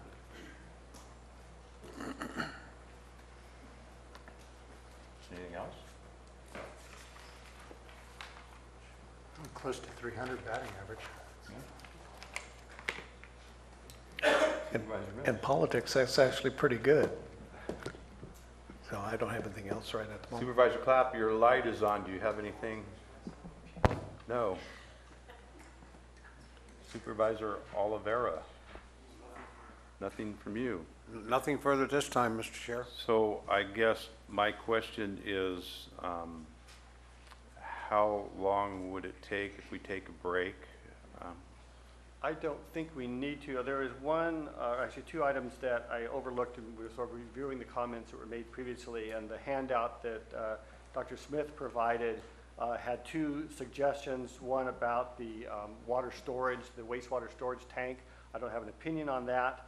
The second issue was the potential for conflict between two provisions, and while it's probably not a big deal, I think just to be clear, if we add to the end of 1795-070A5, it currently reads, there shall be no form of signage on the parcel suggesting the presence of cannabis, and add, except as provided in subsection F8, that will eliminate that potential discrepancy between those two signage requirements.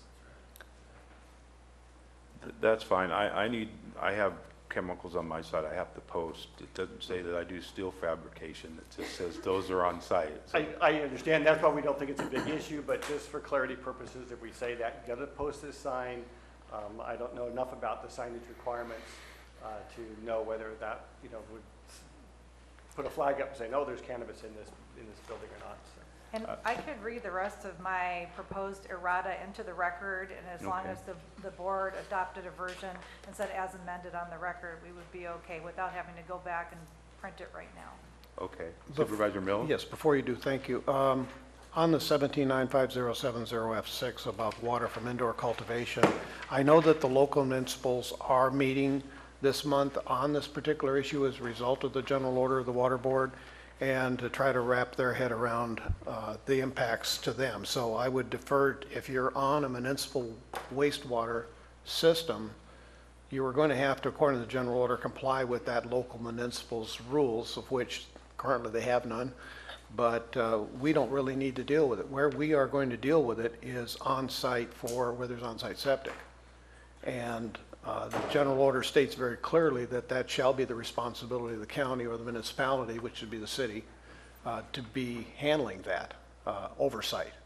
So taking it out, I would say let's leave it in there for now. If you want to take it out in the future, because we've found that it isn't really a problem, that's one thing, but it's an unknown at this point as to how we're going to regulate or control if we just simply allow wastewater from indoor cultivation to be dumped into on-site septic, which is an environmental loading of an unknown quantity at this point, and I think that's already been confirmed. That's just my opinion. I would leave it in too. It was one of my original regulations that I brought up, so I'm in favor of just keeping it the way it is.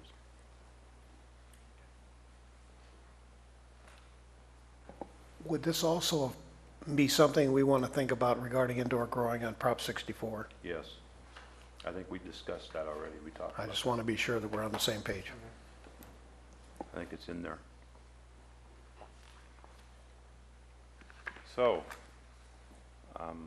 we don't need time to change any resolutions. We don't need time to change any verbiage on anything. You want to read your errata in the record? Yes, and I would need the, the board's approval to the errata, but I don't think there will be anything controversial in here. So I'm working off of the track changes version. So I'm on page 11 of that, and that is 1795050B4. What was it again? B4A. On page 11. This is page 11 of the track changes version. Also on the clean version, page 11.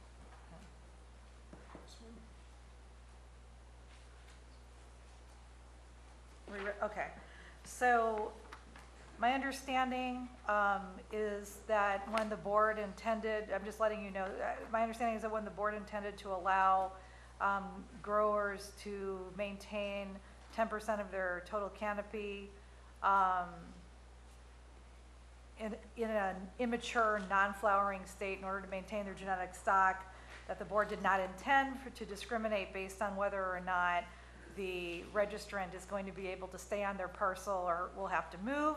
And because of that, I believe it was just an omission on our part that in 4A, where we talk about the growers that do have to move, I think that the intent was to allow those growers to also maintain their genetic stock. So the change I propose in 4A is for the that sentence to read as follows. All cultivation activity on the parcel registered under the May 10, 2016 version of this chapter, comma, except for immature, non-flowering plants to the extent permitted under subsection 3 above, shall cease within 90 days of the effective date of the current version of this chapter.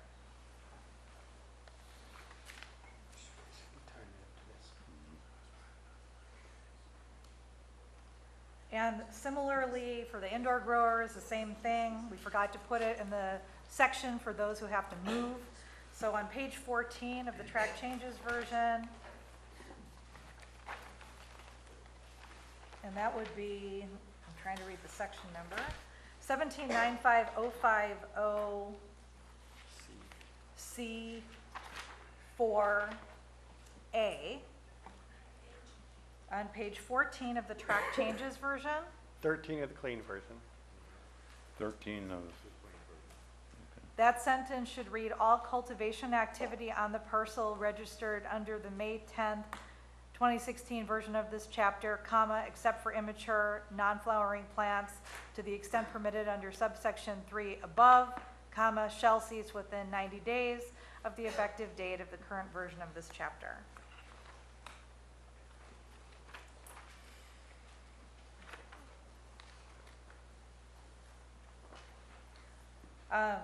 Okay, we did the signage. Let's see. On page 25 of the track changes version, which is 1795070B3, there is an inadvertent inconsistency in that paragraph. The first sentence of that paragraph should read, except for primary caregiver cultivation pursuant to section C below, comma, each person cultivating non-commercial cannabis must maintain his or her primary residence on the parcel on which the cultivation occurs. And this is because we allow primary caregivers to grow on the parcel that their patient resides on. And that cures an inconsistency where we later say exactly that. I think there was some, I've heard from some board members, there was some incompleteness with respect to the taxation provision on page 30 of the track changes version. So this is 070D14. 1795070D14,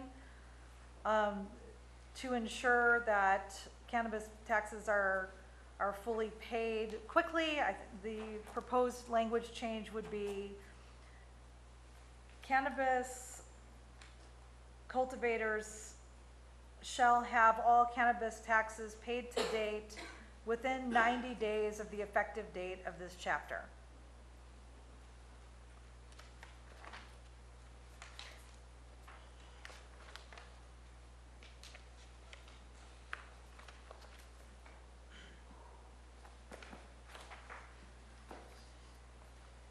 Just to clarify, I think that the, with respect to the pots, the language change as requested by the board on page 35, which is item,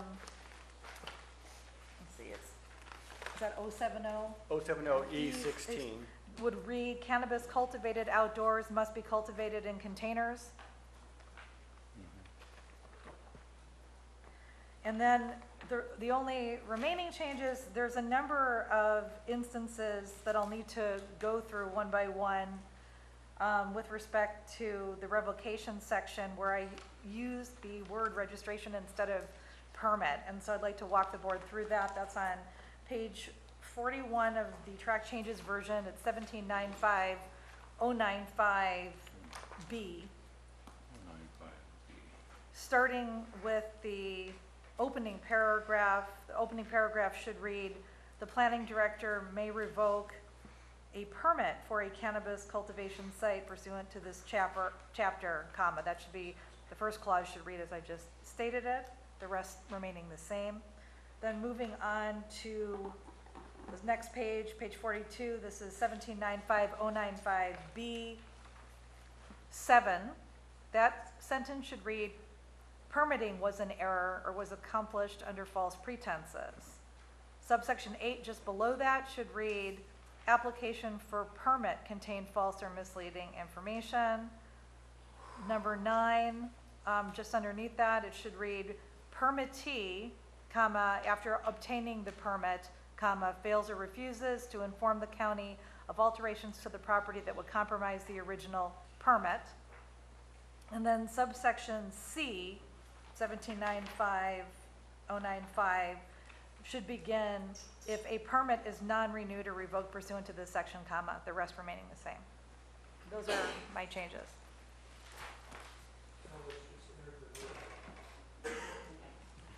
Is the board okay with those changes? Is that yes? On the record? General Take a consensus, poll. nodding of head. Take a poll, take a poll. Supervisor Clapp? Yes? Supervisor Mills? Yes. On whether- She just read on it. the errata that she just wrote. Supervisor Mills? Yes. Supervisor Oliveira? Only for the purpose of the, Yes. Supervisor Garamendi? For the purposes of the errata is read in, yes. Yes, for that, Okay. myself.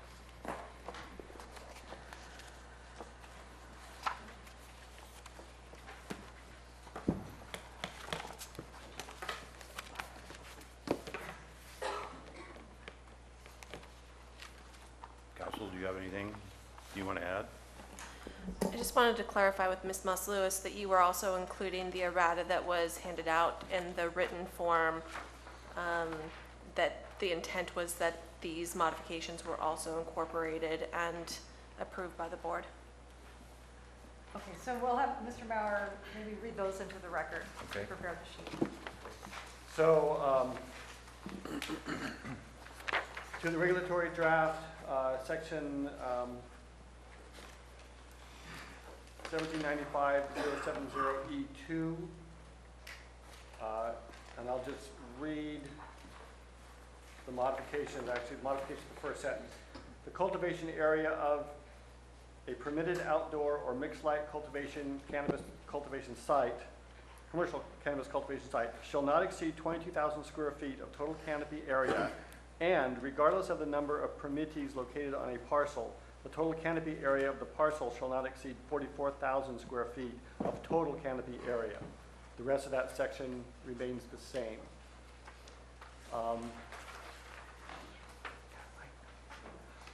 Under section 3, the findings, section C, strike the last sentence. To date, the Cole memos have not been rescinded or replaced, and replace it with, on January 4th, 2018, Attorney General Jeff Sessions rescinded the Cole memos, removing any Department of Justice limitations on prosecutorial discretion with respect to cannabis activity. And under D, before the last sentence, insert the following: Rohrabacher Farr remained in place despite the rescission of the Cole memos, but the amendment is up for renewal on January 19th, 2018. And finally, add section 4, CEQA findings. The Board of Supervisors of the County of Calaveras certifies that the environmental impact report prepared for this ordinance has been completed in compliance with CEQA, that the final environmental impact report was presented to the Board of Supervisors, and the Board of Supervisors has reviewed and considered the information contained in the final EIR, and that the final EIR reflects the county's independent judgment. Further, the Board of Supervisors hereby adopts the findings of fact, which are attached hereto as Exhibit A and incorporated by reference. And then what was Section 4 becomes Section 5.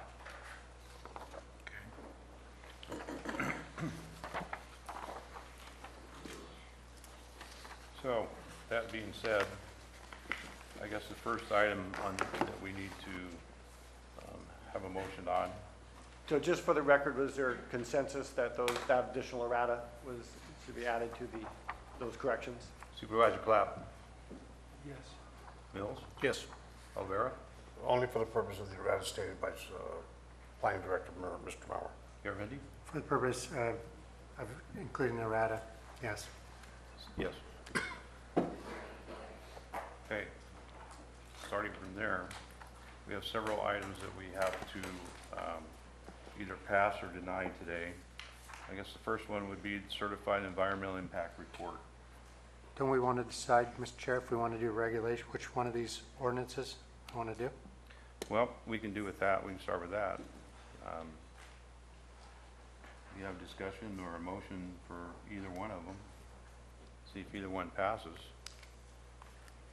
I mean, the environmental impact report, I think, is going to be needed for either one of them. So it's whichever way you would like to go. I mean, it's going to be needed for an approval for either one of them. It's your decision. So I'd like to start with environmental impact report.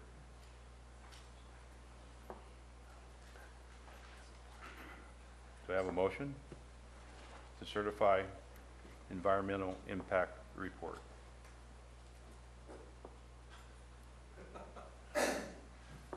I have no motion. So what I'm understanding on this board is regardless where we go ordinance-wise, that we're not going to have a certified environmental impact report for either a ban or a regulatory ordinance.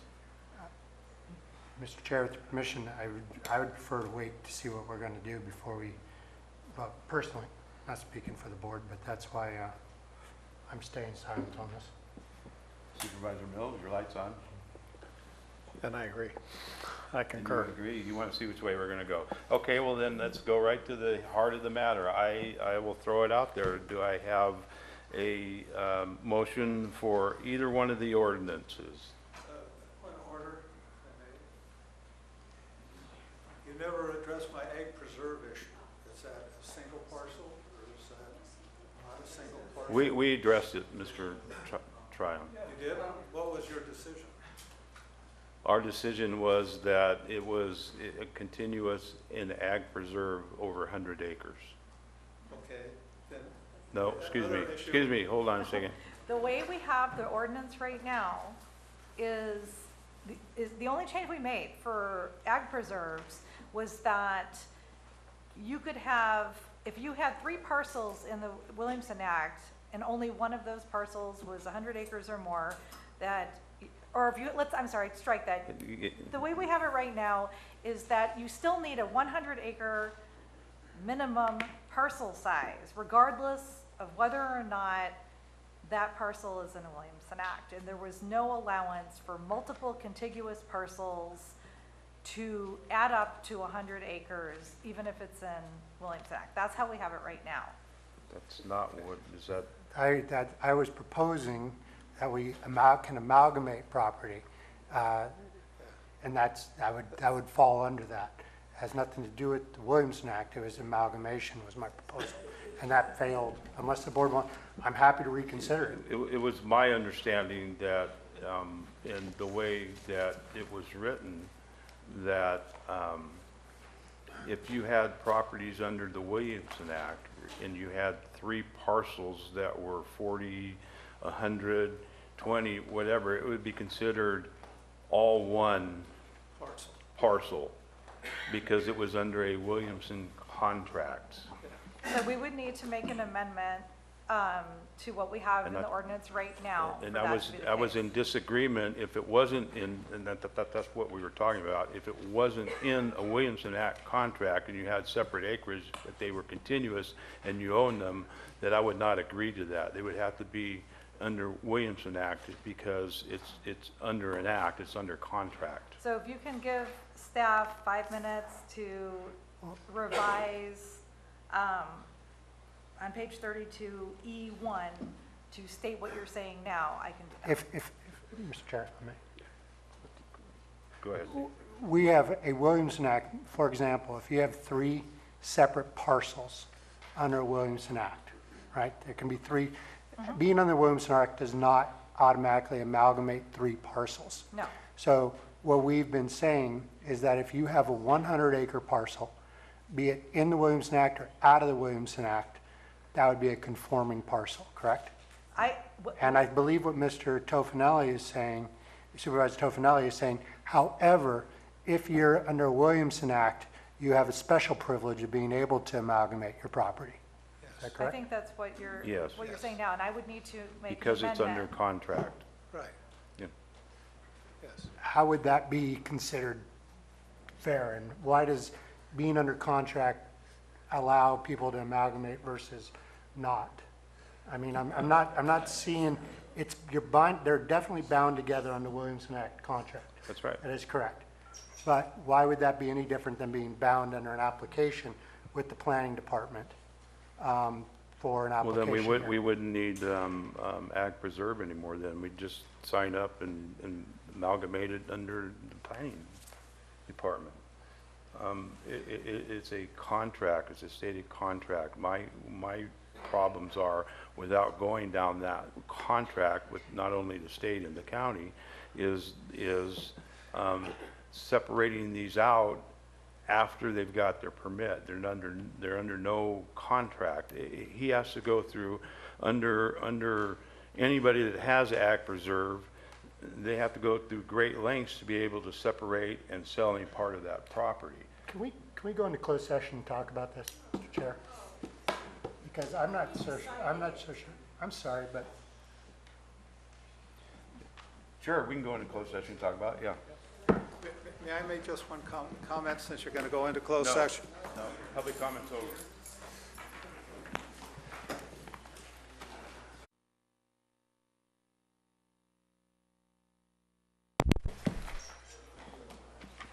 All right, we're back in session. Madam Clerk. Report of closed session.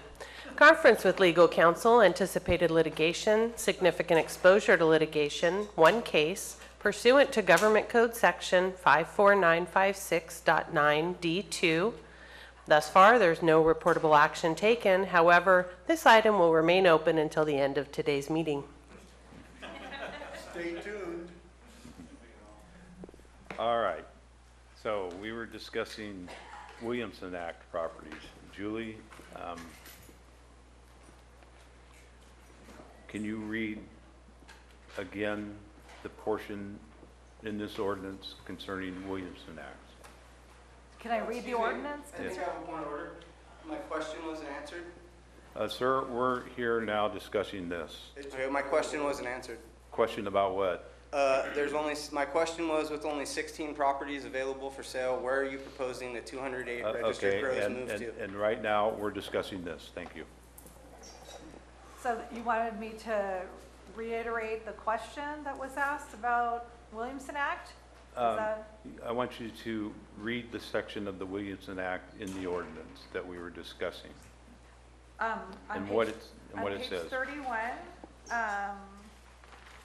of the track changes version, which is 070D17. D17. As it reads right now, what the board's change is cannabis cultivation shall not form the basis for a cultivator to apply with the county to enter into a Williamson Act contract pursuant to California Government Code Section 51200 et seq.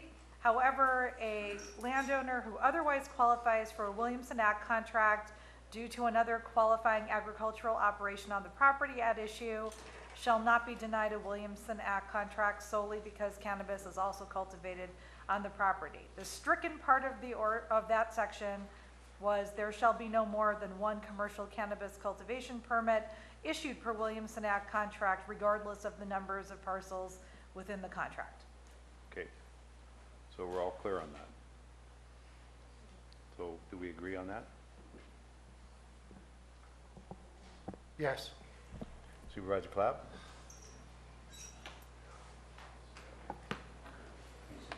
Can I ask a question? You turn your microphones on, yes. So you're telling me if I have two 100-acre parcels, I can only have one contract on that, not two? No. The way it is right now is regardless of whether or not you have a Williamson Act contract, Okay. it's a 100-acre minimum parcel size, period. Okay, I'm for that. Okay. You for that? Dennis? Yes. Supervisor Olivera? For the purpose of clarification, yes. Supervisor Garamendi? Yes. Yes for me. Okay, so now I'm looking for a motion for anything that's before us at this point. Whether it's either the ban ordinance, whether it's the regulation ordinance, whether it's certifying the EIR, somewhere we can move forward. You didn't answer my question, and that is, on the Williamson Act contract, is the minimum parcel size... Tom, we just read the ordinance the way it is. It's standing the way it is. We just took a vote. Whatever's in the ordinance, the way it's written, that's what's in there. So that answers your question. So, do I have a motion?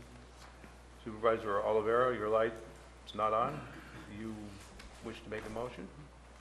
Regarding the agenda item? Yep. Either, any item. Whether it's the ban ordinance, whether it's the regulation ordinance, whether it's certifying the EIR. I'd be willing to make an ordinance if we're willing to discuss some of the items I brought up earlier. I'd be willing to make a motion on the regulation with if we modify the regulation further around acreage. Is there any interest in that? Not for me. Supervisor Mills? Negative. Supervisor Clapp? No. Supervisor Olivera? Not at this time. Okay. So, I'm still looking for a motion.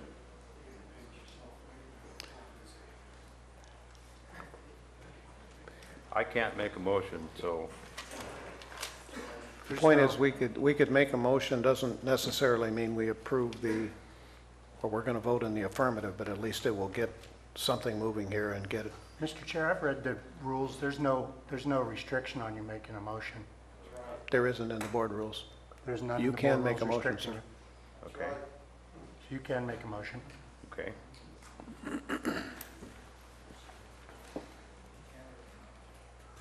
No one else is going to.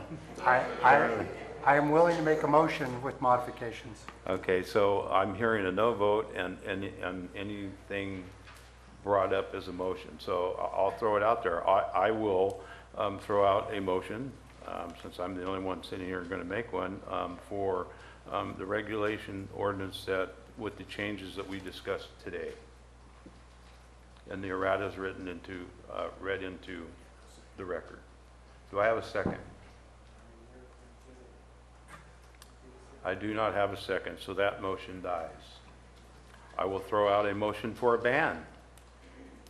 Do I have a second to accept the ban ordinance that is presented to us today? I would second that. So I have a motion and a second for a ban. Any other comment? No comments? Then I take it to a vote. All in favor, say aye. Aye. Opposed? No. No. We have a ban, 3-2. Board Chair. And just, Fuck you, Tapanelli. Just so you know that, man. Fuck you. Board Chair. Ruining people's lives. We're going to take, You want to take a break? We will take a 5-minute break. You guys just shot yourselves in the head.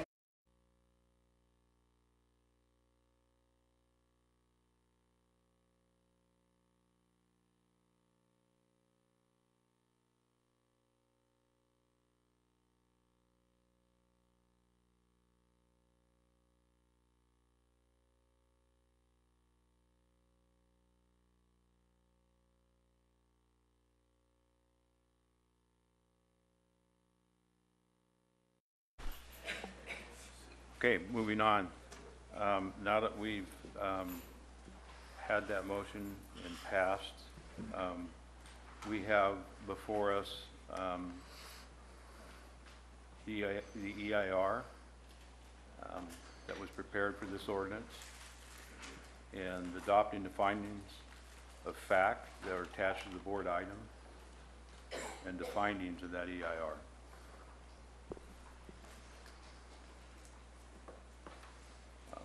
Do I have a motion for that? So moved.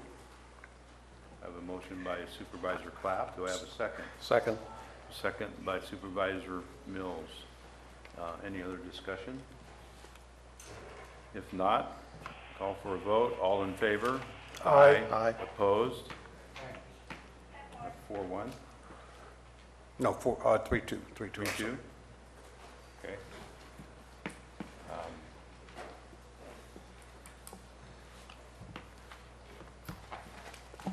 County Council, does that cover everything that's needed? Mr. Chair?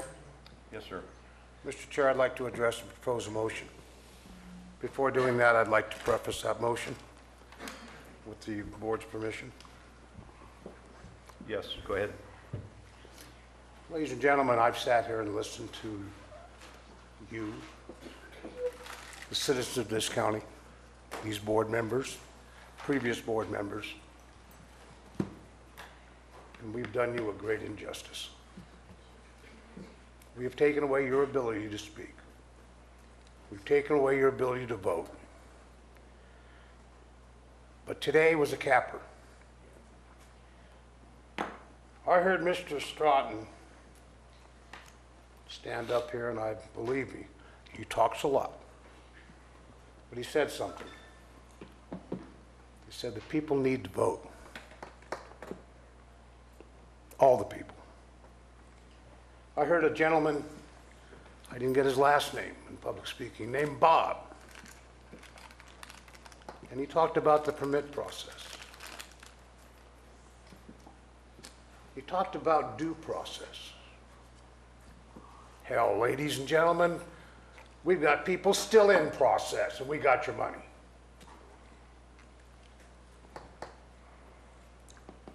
We talked about re-registering. Was that bait and switch?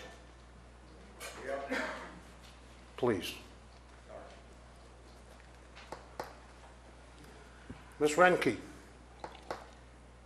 said a lot of people are against pot. We're going to have lawsuits. We're scared. We've taken it away from the people. Yeah, we did. Didn't give them the opportunity to vote on it. There was a gentleman named Bruce, and I apologize for not remembering your last name, but I understand he's trying to get involved in politics. And he said, where's the money going to come from? Then I heard, this is blood money. Green blood money. How long you folks live in Calaveras County? 41 years. You take a look at those two people in that back room right there that wear that black uniform.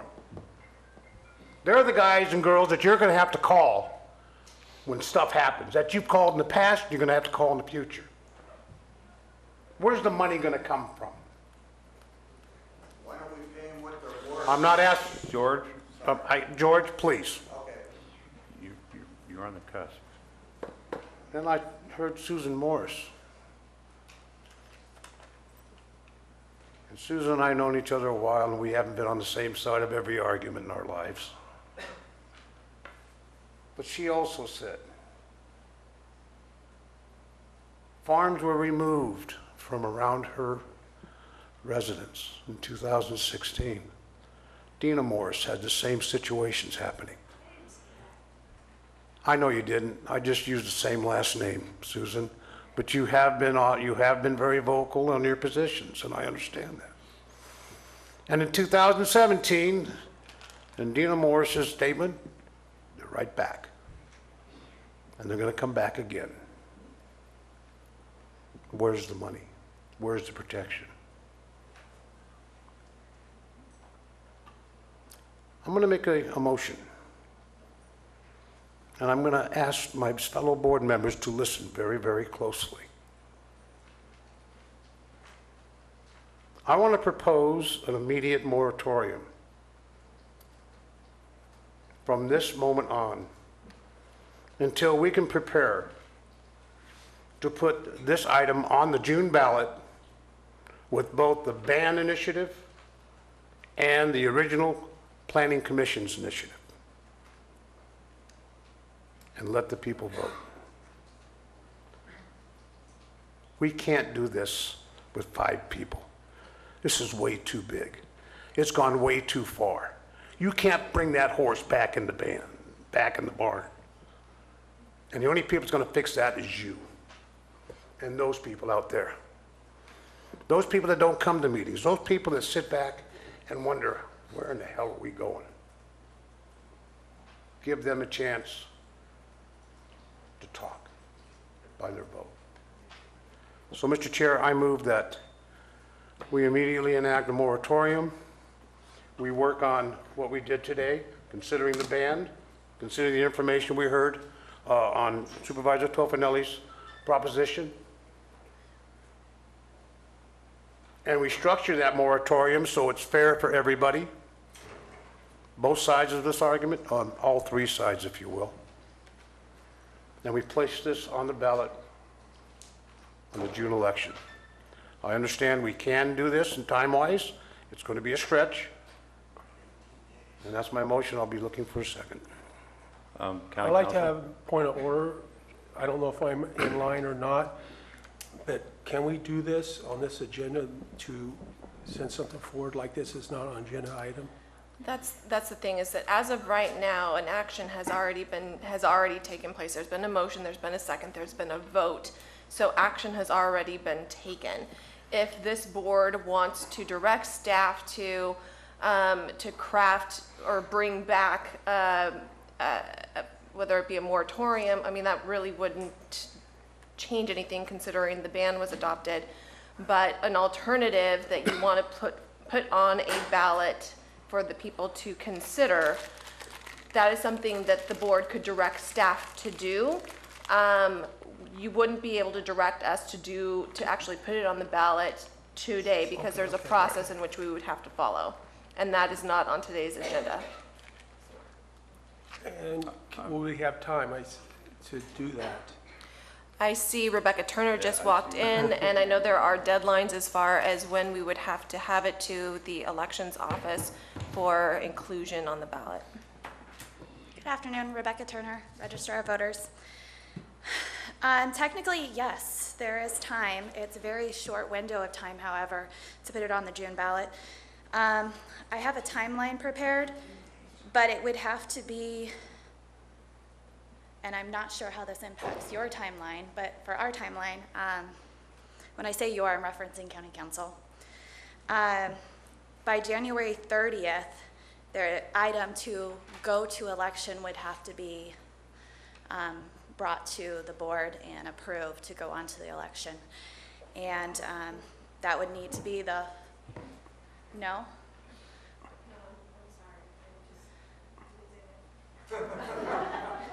Not now. So just so the board is aware, when you put an item on the ballot, an ordinance would have to be first read and then an election called. So we are essentially looking at a 3-week turnaround period. If the board would be inclined to hold multiple special meetings, certainly the concern that I would have is what is it that you would be wanting my office to be doing? If it was just an ordinance that's already been drafted, for instance, the ordinance that was proposed by the Planning Commission, or one of the various versions that we have done over the years, that would certainly assist in making this timeline. But if it was to do something different, I don't see that it would be realistic. But if there was clear direction of what it is that you want to come forward, we could do the introduction, potentially at the next, call a special meeting, do the introduction, and then have, we would have to have another special meeting before the 31st to actually call the election. Can I ask a question? If we have a ban in place, why do we need a moratorium? Right. That's why I was just recommending an alternative if that is what. If we don't make June, we have November election coming up still too. Well, Supervisor Clapp, what did you say? I said if we don't make June, we have the November election coming up. But I would feel more comfortable if this was on the agenda, we had public comment on it, and everything. I am uncomfortable with what we're doing right now. I really am. The ban that was just passed by the board involves a 90-day compliance period. Is there any 30-day period tacked onto that for the ordinance to take effect? Yes, any ordinance that is adopted, it goes into effect 30 days later. Right. As far as actually, we'd have 4 months to be in compliance under the ban ordinance for the growers and things of that sort? to come into compliance, it's 30 days, it becomes effective, and then 90 days after, 90 days has to come into compliance, yes. As far as discussion or having substantive discussion about an item that is not on the agenda, what I would just be looking for is direction to bring something back. We would not be taking action on an item that is not on today's agenda. It would just be soliciting direction from the board as far as what you would like for us to do moving forward. Okay. Mr. Chair? Yes. I would request we poll the board after hearing this information and the estimated timelines, whether or not we can proceed with this item. And I would once again encourage that the board listen and at least give the opportunity to get this on the ballot. May I interrupt again? I'm not sure if I was clear with the timelines. Our timeline included preparing the agenda item, providing the 2 weeks. So we put in our timeline the January 30th was the date to submit an item, and then, and please interrupt me if you think I'm wrong at some point. And then we could do February 13th was it's already a scheduled board day for the ordinance introduction and waive reading, and then the calling the election on the 20th. Those would be calling special meetings in there. But When you said that the deadline was January 31st, I was under the impression you were saying that the election needed to be called by that day, which No, that's why is I what wanted to caused interrupt. my reaction. Okay. Yes. If that is the case, what would be the deadline in which we would have to call the election for your purposes? To call the election, drop deadline, not dealing with anybody else's deadlines ahead of that, would be February 20th. Okay. February 20th. Certainly, if we got clear direction from the board, we could certainly ensure that an ordinance was brought forward, introduced, and an election is called within that time frame for the June election. Now, Mr. Chair, I would restructure my request to reflect that. Okay. Is everybody clear on what he's asking for and what his motion is? No, I'm not. Okay. Supervisor Oliveira, do you want to?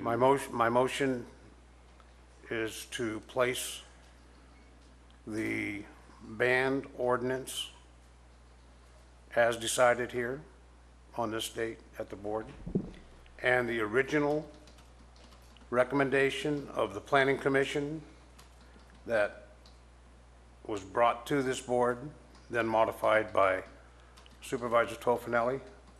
I want to make sure that we understand the original Planning Commission, place that on the ballot for the people to vote on in the June election, providing we can make those timelines.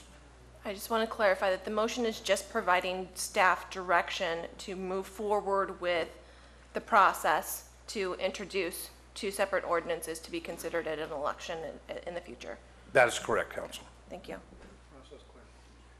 Process question here. Board rules, does that require a second for that type of polling? Or should we poll? It's really just a poll because this is it's purely No. direction for staff No for a direction. future action item. Correct. It's not an action item, so we Right. don't, yeah. So, I'll take the poll. Supervisor Clapp.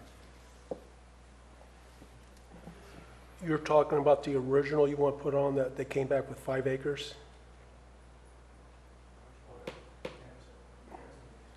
On the original? Yeah, we're voting to put. No, I believe it's a 20-acre limitation. Was that correct, Mr. Mauer? There was one exception. Exception for 5 acres. Oh, There's one exception if you're a 5-acre island surrounded by Ag 1, or that was the exception. That's correct. That's correct. okay. Whatever the Planning Commission's original recommendation was. Question. Would you amend your motion to put one or the other on the ballot, but not both?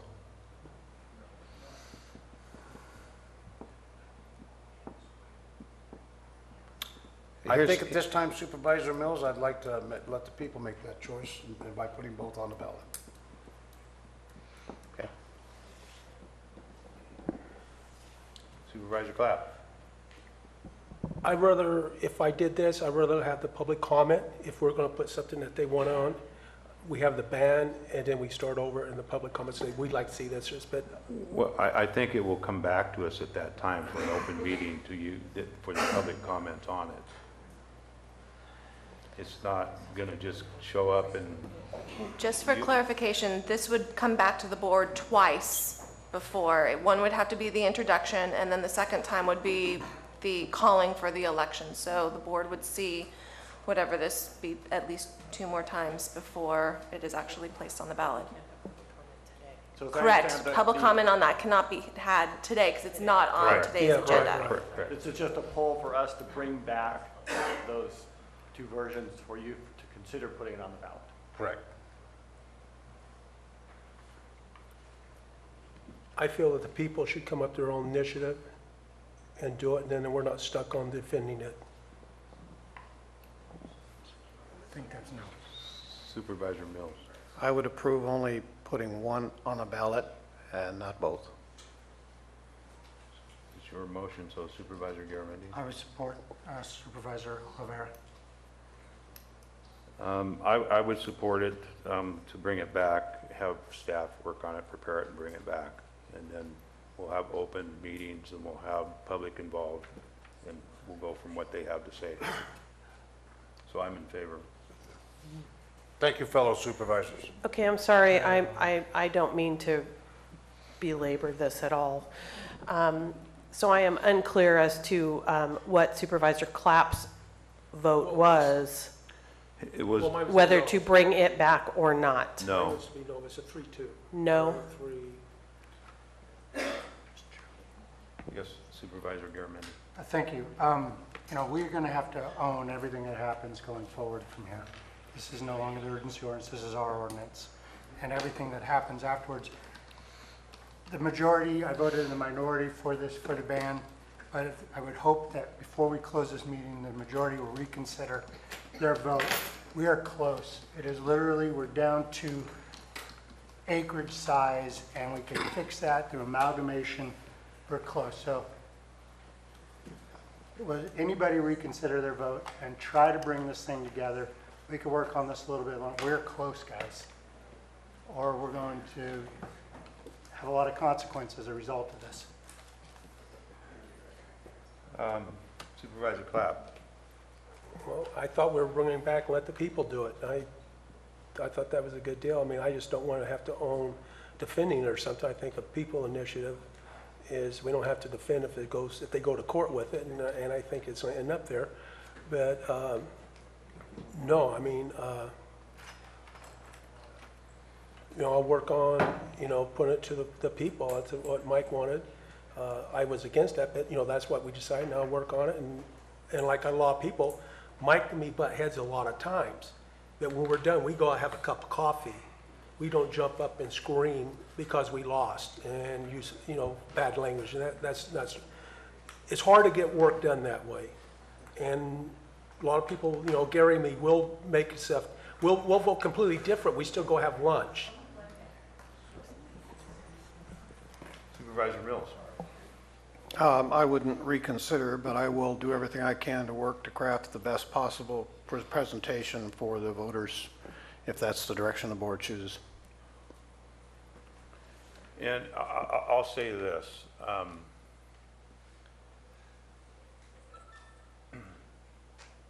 I compromised. I compromised a whole lot. I was for a ban, and you guys can all shake your head here. I was for a ban. I voted for a ban, and I came onto this board from the very beginning voting for a ban.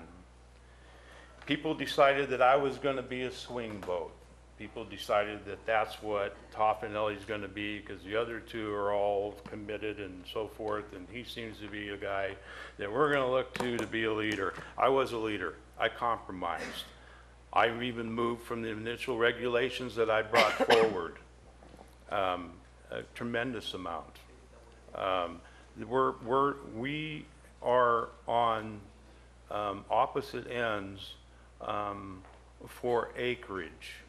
And in my opinion, if the two other supervisors that voted no would at least accept what we had before us at 100 acres, and then at some time we could work on it, that was not ever discussed. Nothing was brought up. I asked several times for a motion, and it was sat here. Nobody wanted to say anything. Sat here. I asked for even certifying the EIR for either the ban or regulations. It was only me making the motions, and I made a motion to begin with to regulate and did not get a second.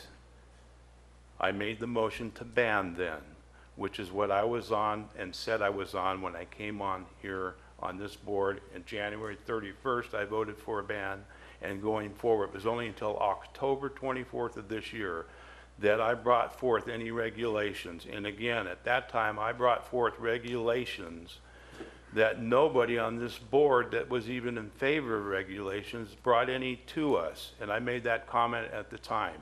And immediately it was said, send it back to the Planning Commission. I said at that time, I'm still in favor of a ban, but these regulations I'm standing on. I moved off of those. All of this time, going back to the last time we were here, I moved off of those at that time a lot. And if we're down to just 100 acres preventing them, I'm looking at it that they need to move. And if they want to see regulations in this county at this point today, then they need to do some of their own moving and move us forward. But again, I moved off a cap of 50. I moved off a cap of 50. I moved off of several things on that from that day, but I did not move off 100 acres. Even today, I moved off several things when we were back talking that are written into this thing. So to sit here and say that you know, can we move it again? I'm saying no. I'm not going to move it again. If you guys want to reconsider you moving to change your vote and bring back to what we had for an original motion that I had made, I'm willing to do that. Mr. Chair, we're in the minority. We cannot reconsider our vote. Only you can. Well, you're asking me if I would reconsider, and I will not at this time, based on what was said prior. There was an opportunity for more than 10 minutes of just quiet sitting here and me continuing to ask for a motion. So at this point, no.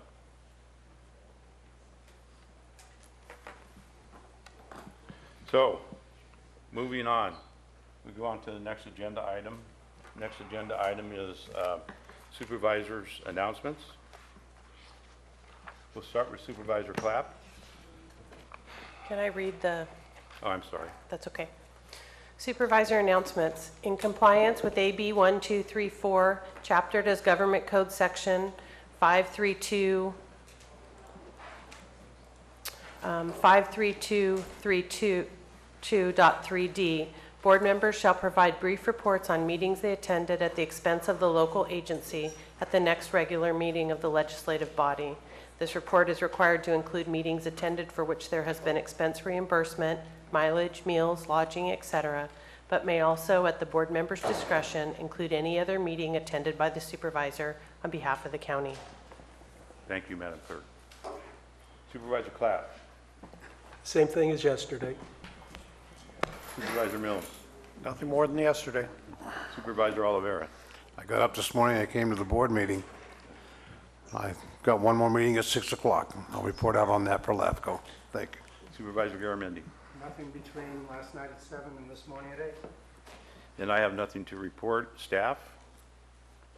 Nothing? And we stand adjourned. No, we do not. I'm sorry, Sorry. Supervisor. We need to continue public comment from this morning. Oh, I'm sorry, you're right. Thank you, Madam Clerk.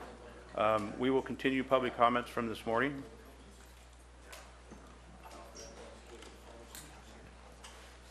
Chair, just to confirm that is, Chair, just to confirm that is for any and all that did not make a public comment this morning. This is all from, if you did not make a public comment this morning during public comment. And it's general public comment, not on anything related to the agendized item.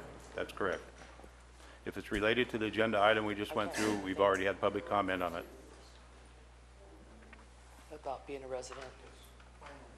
My name is Catherine Darmer. I'm a 40-plus year resident of the county. I'm an 18-plus year resident, employee of the county, and I have co-workers in tears. Hey, can you hold on 1 second? That's all I have. Okay, thank you. We can't hear you. They were talking. sorry. Can you please close the door? We'll start over because we could not hear you. My name is Catherine Darmer. I am a 40-plus year resident of Calaveras County. I've been a county employee for about 18 years, and I have co-workers in tears this afternoon. Thank you. Good evening. I'm Al Segala, speaking for myself, and I would recommend that if you do go to the public, which I agree with, that you include a third alternative. This alternative would allow the state regulations on cannabis to prevail. There would be no county regulations. I've checked with the planning department, and when the county does not provide cannabis regulations, it's not required to do so, then the state regulations prevail. Al, we've discussed cannabis. This is the third option. I'm not even talking about the other two. The third option is to allow the state to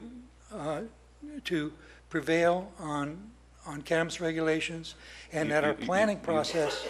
Okay, you've already made that statement, sir. So you made that comment earlier during other public comments on cannabis. So Okay, thank you. other public comments?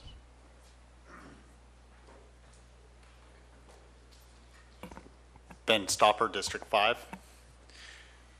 Now, you guys have made a decision. Moving forward, we have a general plan to finish. We have an inadequate general plan in place now. We have potholes to fix in the roads. We have a dump to expand. We have schools in duress for funds. So, we also have a bargaining unit that has not been satisfied yet. We have employees that will no longer have a job. And I'm not even going to refer to what we did today. How are we going to take care of these things moving forward in the future? We have to realize whether we have the best intentions in mind when we make our decisions. There can be consequences, even with the best intentions. Our coffers are severely strained. We need plans to continue carrying our sheriff's department, public safety. Our county cannot live solely on our assessed taxes. Little else comes into our county from other things. We have to have plans moving forward in the future. We just used up an entire year for something that you could have put through at the beginning of that year. Thank you for your consideration, gentlemen.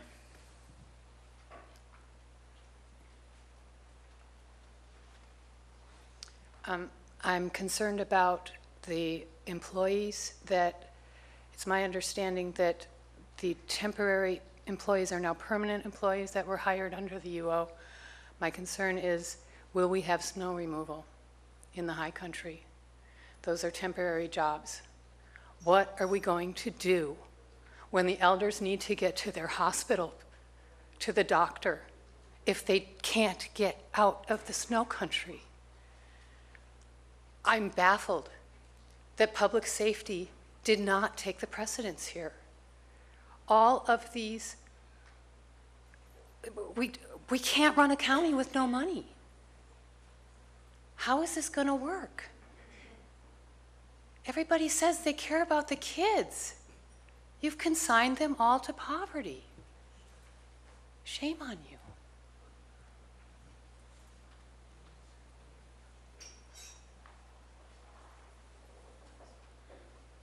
I realize I spoke earlier about my intentions at starting agricultural and environmental testing lab in Calaveras County. You spoke during the presentation, Yes. yeah, during the agenda. Yes, exactly. I guess I didn't specifically address the ban ordinance or the limited ordinance, etc.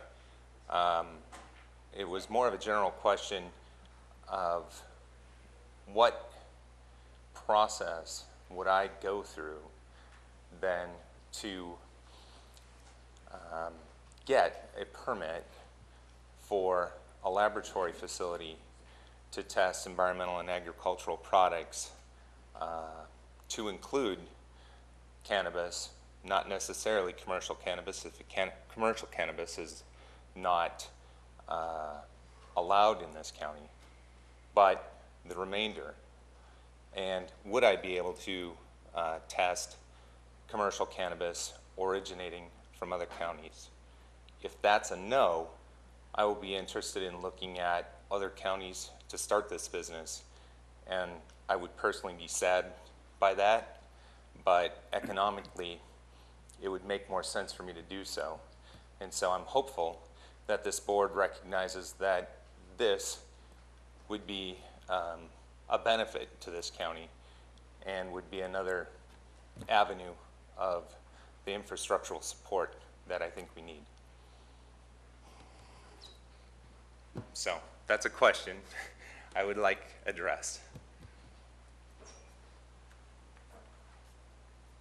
Any other public comment?